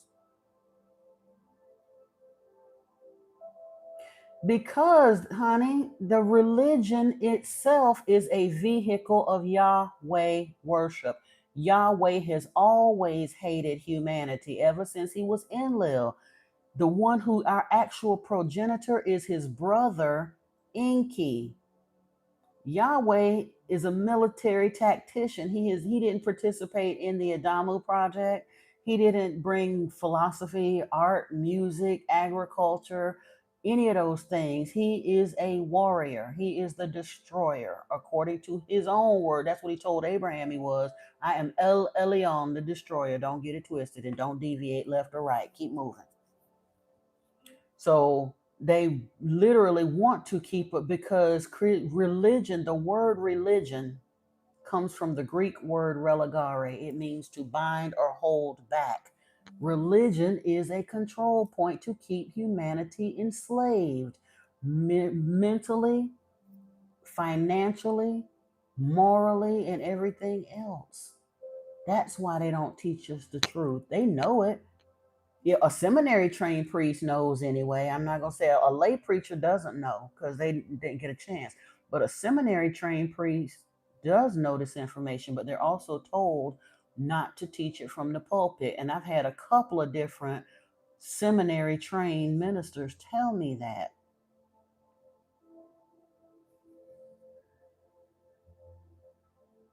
So when you look at Christianity, some of the biggest stuff that they do to keep you stuck, number one, before we even get down to the black magic and the spell work, anybody that's in the sound of my voice that is Christian, please listen to me. Even if Christianity was supposedly the right religion, the way Paul got y'all set up, he got you. If there was a burning hell, you'd be headed straight for it because Yahweh is not pleased with the way you worship him. And I'm going to tell you what I mean by that. Matthew, Mark, and Luke go through great pains in the scriptures to tell us about the Last Supper. Okay? Now, interestingly enough, the books of Matthew, Mark, and Luke were not written until between 60 and 110 years after Yeshua was supposedly put to death on earth. Okay? But the interesting thing about Matthew, Mark, and Luke, when they tell the story of the Last Supper, all three of those accounts tell the story word for word, verbatim. Now, you and I both know what is the likelihood that three different individuals in a 40-year, 50-year time span are going to sit down separately, individually, and write an account of what happened and get the telling of it exactly the same verbatim. Not possible, okay? You can't even put three people in a room standing side by side, speaking it into each other's ear and come up with the same exact verbiage three times in a row, much less spread over the course of 50 years and written down by three different individuals. So there's something very telling in that story. And the thing that I got out of it mostly, excuse me, was by looking at the Gospel of John. When you go into the Gospel of John, the story of the Last Supper is very conspicuously absent. Now, John was Yeshua's cousin. He was the one who actually baptized Yeshua. So he did walk with Yeshua. He knew him personally and intimately. And he didn't see fit to tell that story of the Last Supper. But Matthew, Mark, and Luke tell it verbatim. And one of the things, there's a couple of important things that come out of the story of the Last Supper. Number one, it points to the age of Aquarius because he said, go to the gate, the man with the water jug will show you to the upper room. Okay? Lord Enki is the quintessential Aquarius. And Yeshua, in my opinion, if they're going to leave that clue, whether he said it or not, they were giving us the clue that if we were going to look for him coming back, it should be around the time of, the end of the zodiacal age. Moses was the mascot basically of the age of Taurus. Yeshua was the keeper or the mascot of the age of Pisces. Aquarius, Enki is going to be the keeper of the age of Aquarius. And in Revelation 22, it tells us, or 21, it tells us that there will be an Elohim after the end of Armageddon, after Satan the devil has been loosed to do his worst and put to death and all the rest of that stuff, that Michael and his angels and all of them going to come through and kick butt and all of that. In Revelation 21, it says that there would be an Elohim coming down with New Jerusalem, shining like a jewel, coming down from the sky, basically laying a new base camp for this new earth that's going to be laid out after the destruction of Yahweh, after the destruction of Satan the devil. So, hold on, make sure I'm not missing out on much.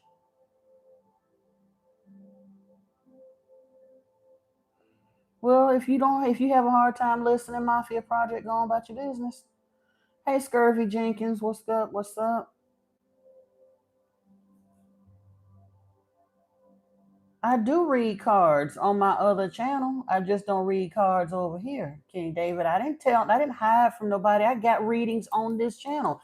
I just separated it because we're starting to get into Sitchin's work and other things, and just keeping both types of content interspersed was just getting a little messy looking. So I separated out a tarot channel, and my other information kept it here. But now back to this Christian thing.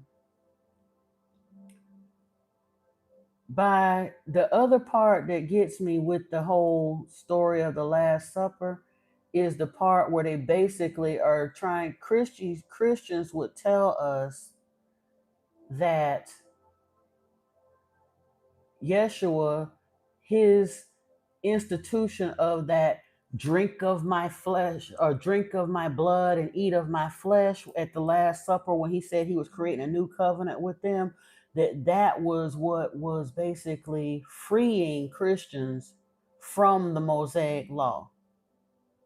Okay, let them tell it all except the Ten Commandments. Now then, this is important, because the Ten Commandments were not, you could not free nobody from the Ten Commandments, because they were written by the hand of Yahweh himself, and they were tacked to the stake or the cross. Let them tell it. That's another lie. But anyway, but they were tacked to the pole that Yeshua was hung upon. Okay. So you couldn't really absolve that. But the rest of the Mosaic law, let them tell it. Yeshua's death absolved us from the need to keep the Mosaic law. Now, not only, like I said, there's no real indication that Yeshua ever told anybody to drink of his blood and eat of his flesh and keep doing that in remembrance of him. That's a very satanic ritual. That why would you perform a cannibalistic ritual? Why? That's cannibalism. Evil, satanic. Cannibalism is one of the main tenets of Satan worship. Hey, Michelle McMahon.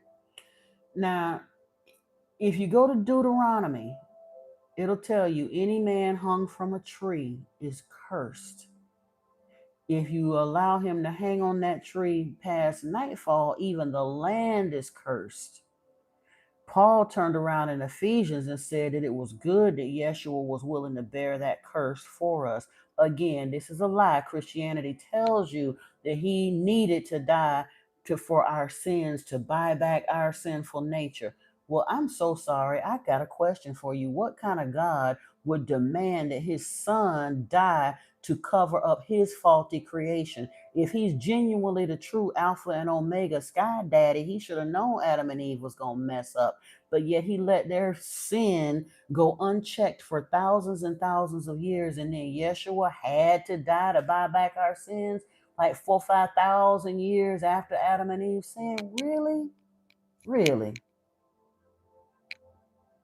And we accept that because they told you to accept that. But what loving God demands blood sacrifice, especially of his own child?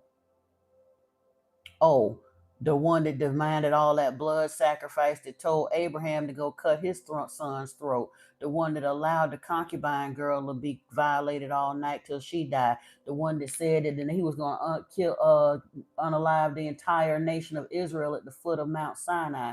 That one, the one that allowed 10 of Job's children to be killed overnight just to prove a point of his loyalty. Yeah. So now, but what it is, like I said, the cursing part and the reenacting of that drink of my blood and eat of my flesh, that is a black magic ritual, y'all. And every year, by telling Christians that they have to do that in place of the Passover, they've set Christians up for big time failure. Number one, you're doing a blood ritual and keeping the curse over Yeshua alive by commemorating it every year.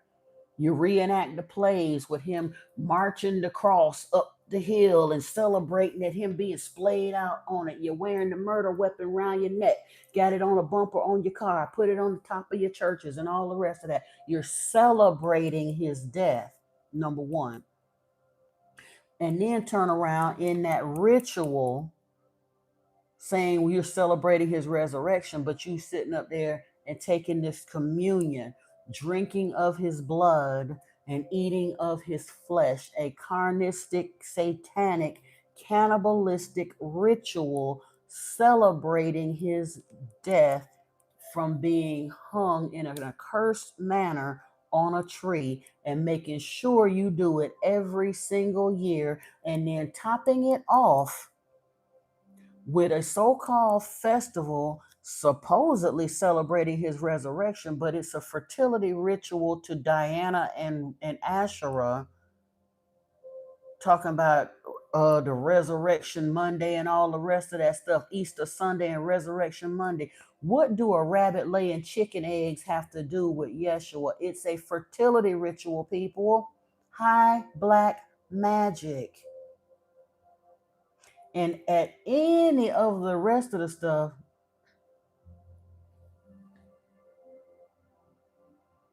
okay, King David, if it ain't for you, again, anybody, I appreciate the ones that were able to hang. If you're not trying to hear it, if you ain't ready, come back when you are. Go do some research. Hello, Draco. Welcome. Yeah.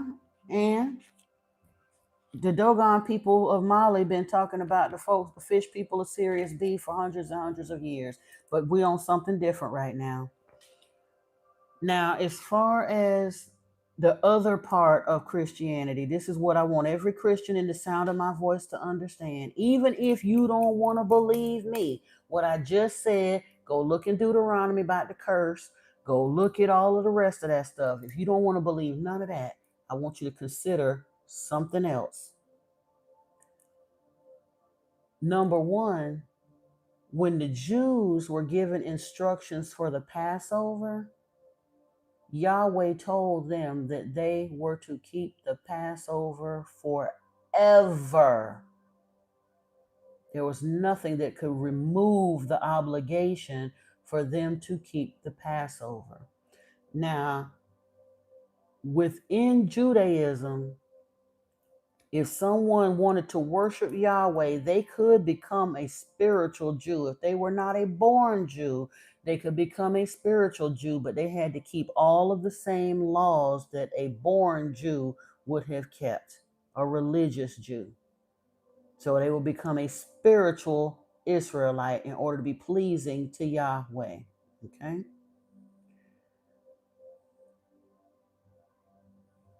Where do Christians keep any of Yahweh's holy days?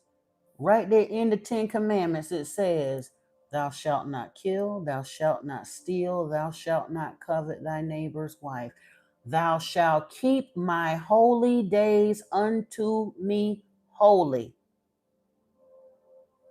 But what did Christians do? Shabbat was moved to Sunday, thanks to Emperor Nero. So they don't even keep the weekly Sabbath. There was also a monthly Sabbath, an annual Sabbath, and every 50 years there's a Jubilee year, a Sabbath year. Christians don't keep none of them. But the Passover was especially egregious because you chose to replace it with this black magic Yeshua ritual, drinking of my flesh and eating of my blood, and then the fertility ritual to Asherah and Diana on the tail end of that, when Yahweh said, keep the Passover.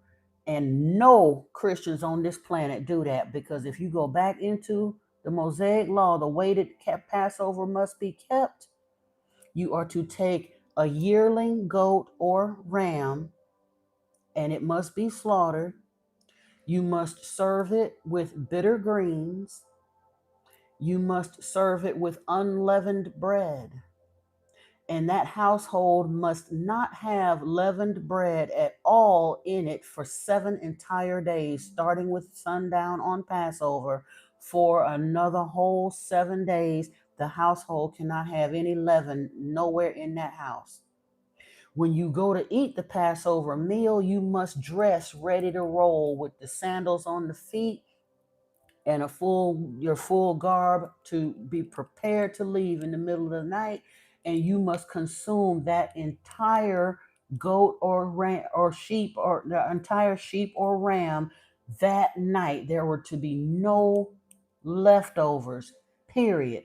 Because if you remember the story of Passover, they literally, oh, and I forgot, you got to put the blood on the doorpost, because the nation of Israel did that so that when the angel of death passed over them, they slaughtered the lamb and they had to eat their full, because they didn't know when they was going to eat again. So there could not be any leftovers. They were leaving that night, and they did. The angels of death, the messengers of Yahweh, came through there, and every doorpost that did not have that blood of that lamb across the doorpost, they went into those households and unalived the firstborn of every single one of them houses, including the Pharaoh's house and the firstborn of their livestock. And then that's when Pharaoh said, y'all get out of here. I've had enough. So there wasn't no leftovers. And so unless Christians are keeping the Passover too, no matter what they do, Yahweh ain't pleased with you.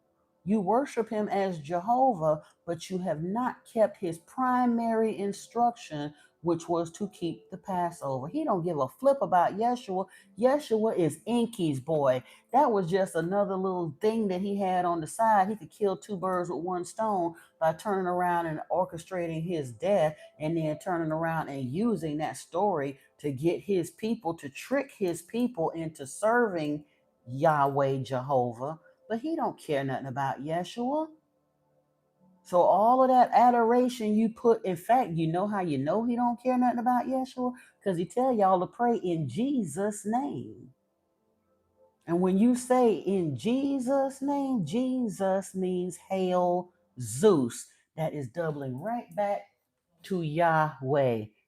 They cut Yeshua completely out the story, except in the stories that y'all, the fable part that they made up. But in the prayers are all to Yahweh, Yahweh, sealed off with a binding spell to his nephew Marduk, Amun Ra.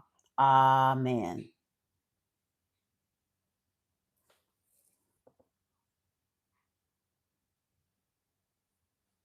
Hold on.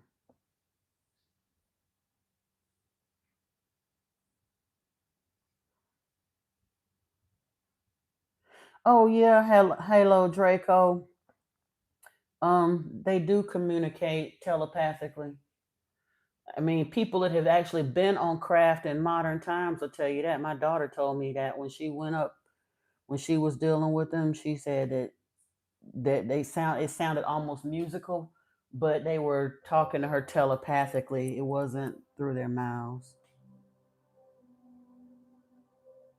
You can, Michelle McMahon, they can tell you it represent whatever it is that they want to, but I'm telling you that a tenet of Satanism is carnism, the consuming of flesh and blood.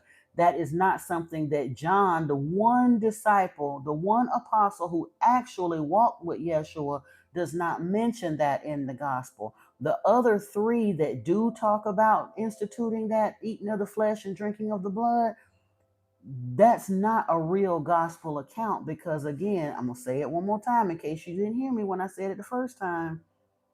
It's not possible that those accounts were written 50 years apart from each other by three separate people, and yet the accounts are word for word exactly the same. That tells you that that is a vehicle of the people who made up this religion. That is not a true account, gospel account from any of those men.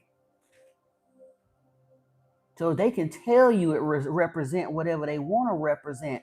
Did they tell you that hanging a man from a tree is a curse upon him, like Deuteronomy said? No, they told you that he had to die for our sinful nature. I'm calling BS, Michelle McMahon. That's what I'm telling you. Stop being bamboozled by the lies that the church done fed you. They got you doing some high black magic to keep you and Yeshua. They keep the curses on Yeshua and his line. But guess what? Anybody that's participating in it, you cursing yourselves too with your own ignorance. Touch not my anointed, do my prophet no harm. They hung his prophets and got you celebrating it and wearing the murder weapon around your neck, reenacting that mess every year. You think God is like you think Yeshua's father is pleased with that? No, no, no. Yahweh is plenty pleased with it. I promise you, Yeshua's father is not.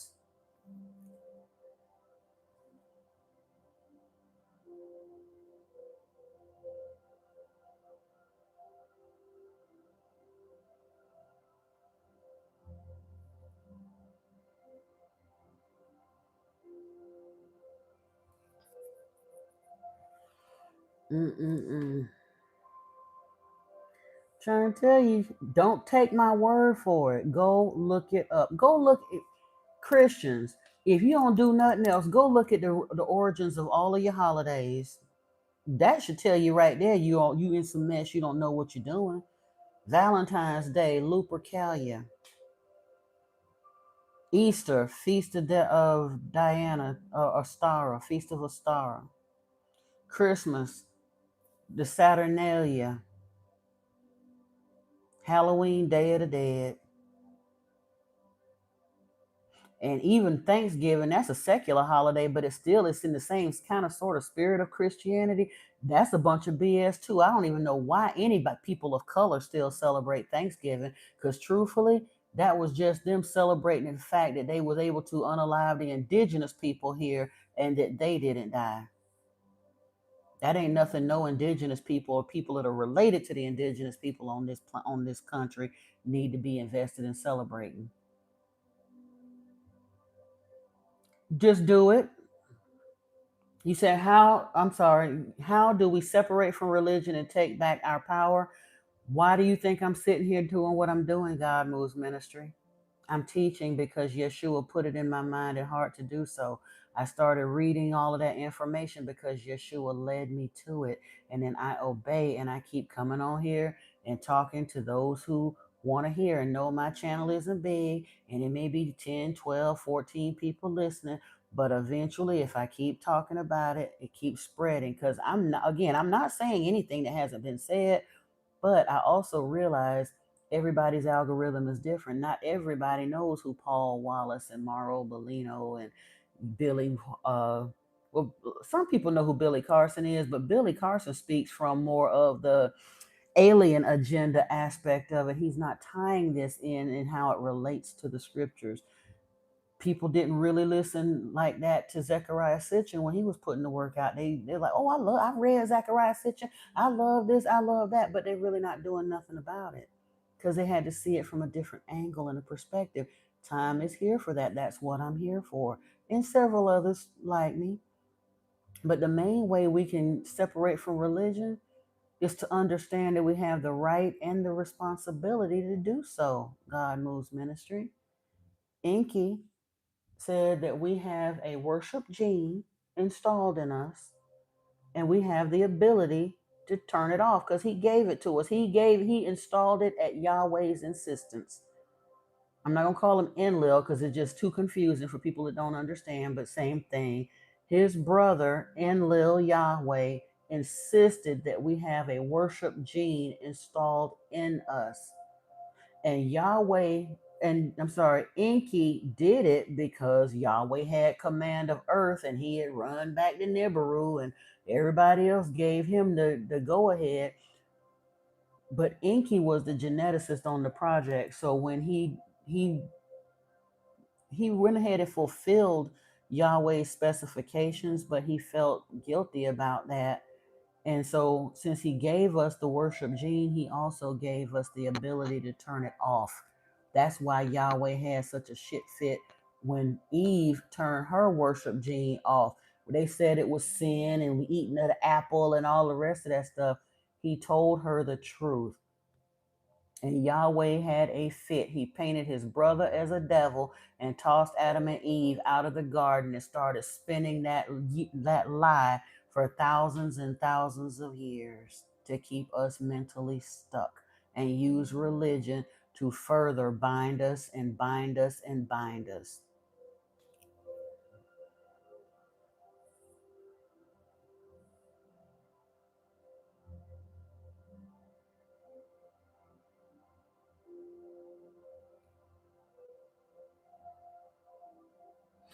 Good night, Paul Snow Cloud. Have a beautiful rest of the week.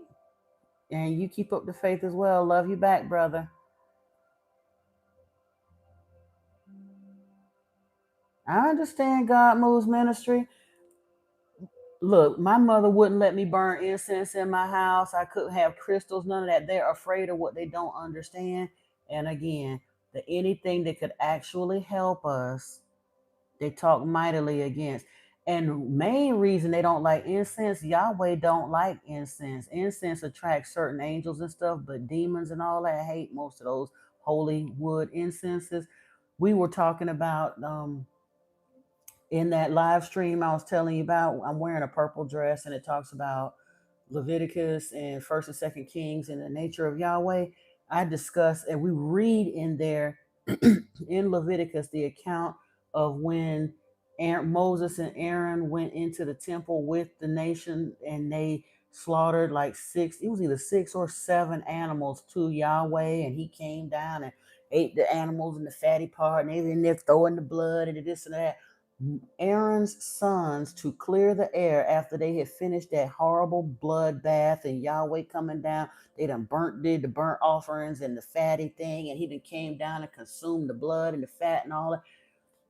Aaron's sons came through with incense burners to clear the air, and Yahweh unalived them on sight right there in front of their daddy Aaron. And Moses told Aaron, don't mess up your hair, don't rip your garment. He wasn't even allowed to grieve his sons being executed right in front of him because Yahweh hated the smell of incense. He would have rather smelled the hot blood and burning flesh from six animals in that confined space in that temple than to smell incense. He's an animal. So I keep me some incense burning around me because I don't want demons and stuff to gather. I rather draw in angels, that restful odor. Like I said, there are beings that do love the smell of the holy woods, the frankincense and myrrh and palo santo and all of that. Yahweh just ain't one of them. Maitreya is the Christed Buddha. And honestly, Environment, that term Christed Buddha was what really helped me understand the connection between Yeshua and Lord Enki and Buddhism and that part of the world. The Enkiite philosophies are very much in alignment with what Yeshua was teaching and what he studied, what he was about. I mean, it's super clear. If you really, really listen to what Yeshua was saying and how he was moving more like a Buddhist monk than he was anything to do with the Jews. And according to the rest of the people, the Christians act like they don't know what Yeshua was doing for 18 years here on this planet from the age of 12 up until the age of 30. They're clueless about what he was doing. But in other places in the world, they know what he was doing. That part.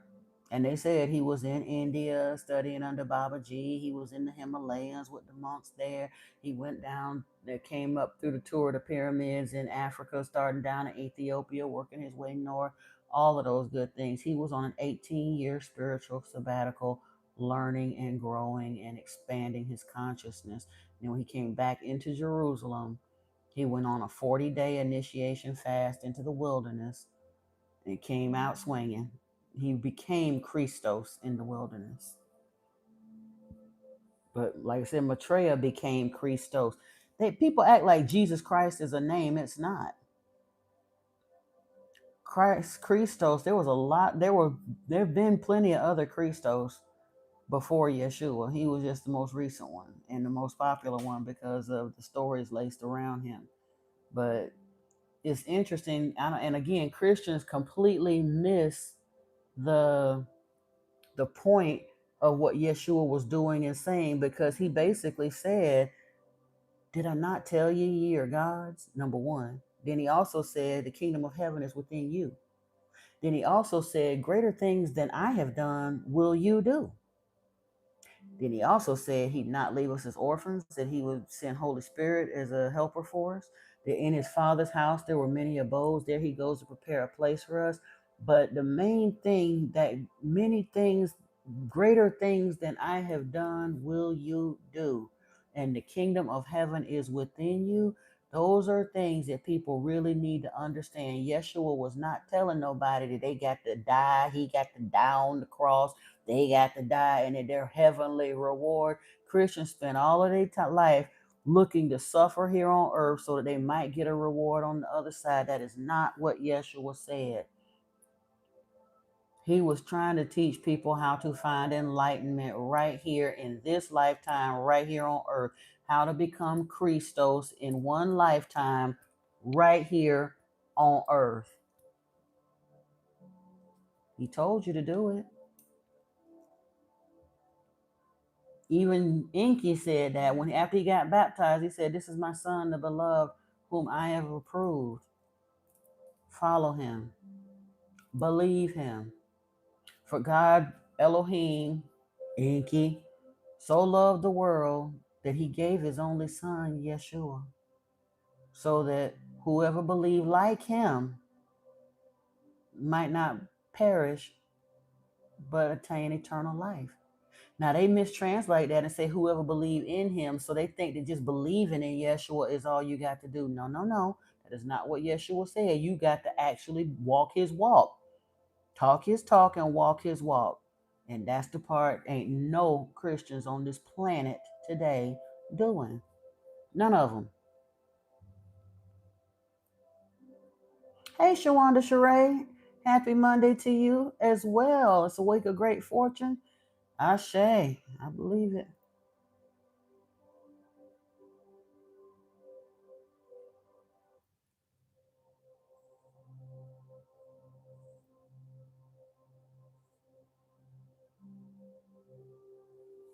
Yep. All right, folks. It is 10 o'clock. I keep saying I'm gonna get out of here early, and then 11 o'clock be creeping up on me. But I do want to check out what that 10. There's something. Like I said, I gotta find the article because it says something about do this before 22:22, which is 10:22 tonight. So I definitely feel like if you got intentions or anything that you want to put out here, that tonight is the full moon, whether you burn it or not, or just say it. I mean, you can go that extra step if you want to. I know we didn't really talk about setting up a full moon ritual for tonight, but do remember we're gonna be in those energies for a couple of days.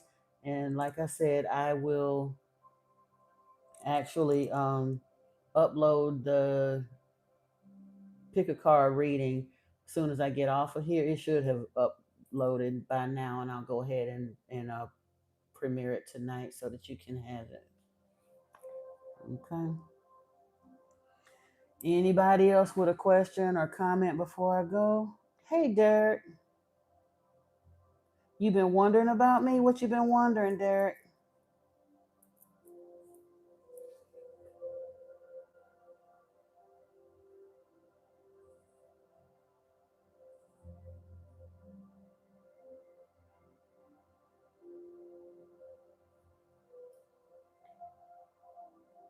Welcome in, by the way. I didn't remember seeing you before. If I missed you in the comments, welcome and happy full moon to you. But what you been wondering? Oh, you missed me? And I'm getting ready to duck out now.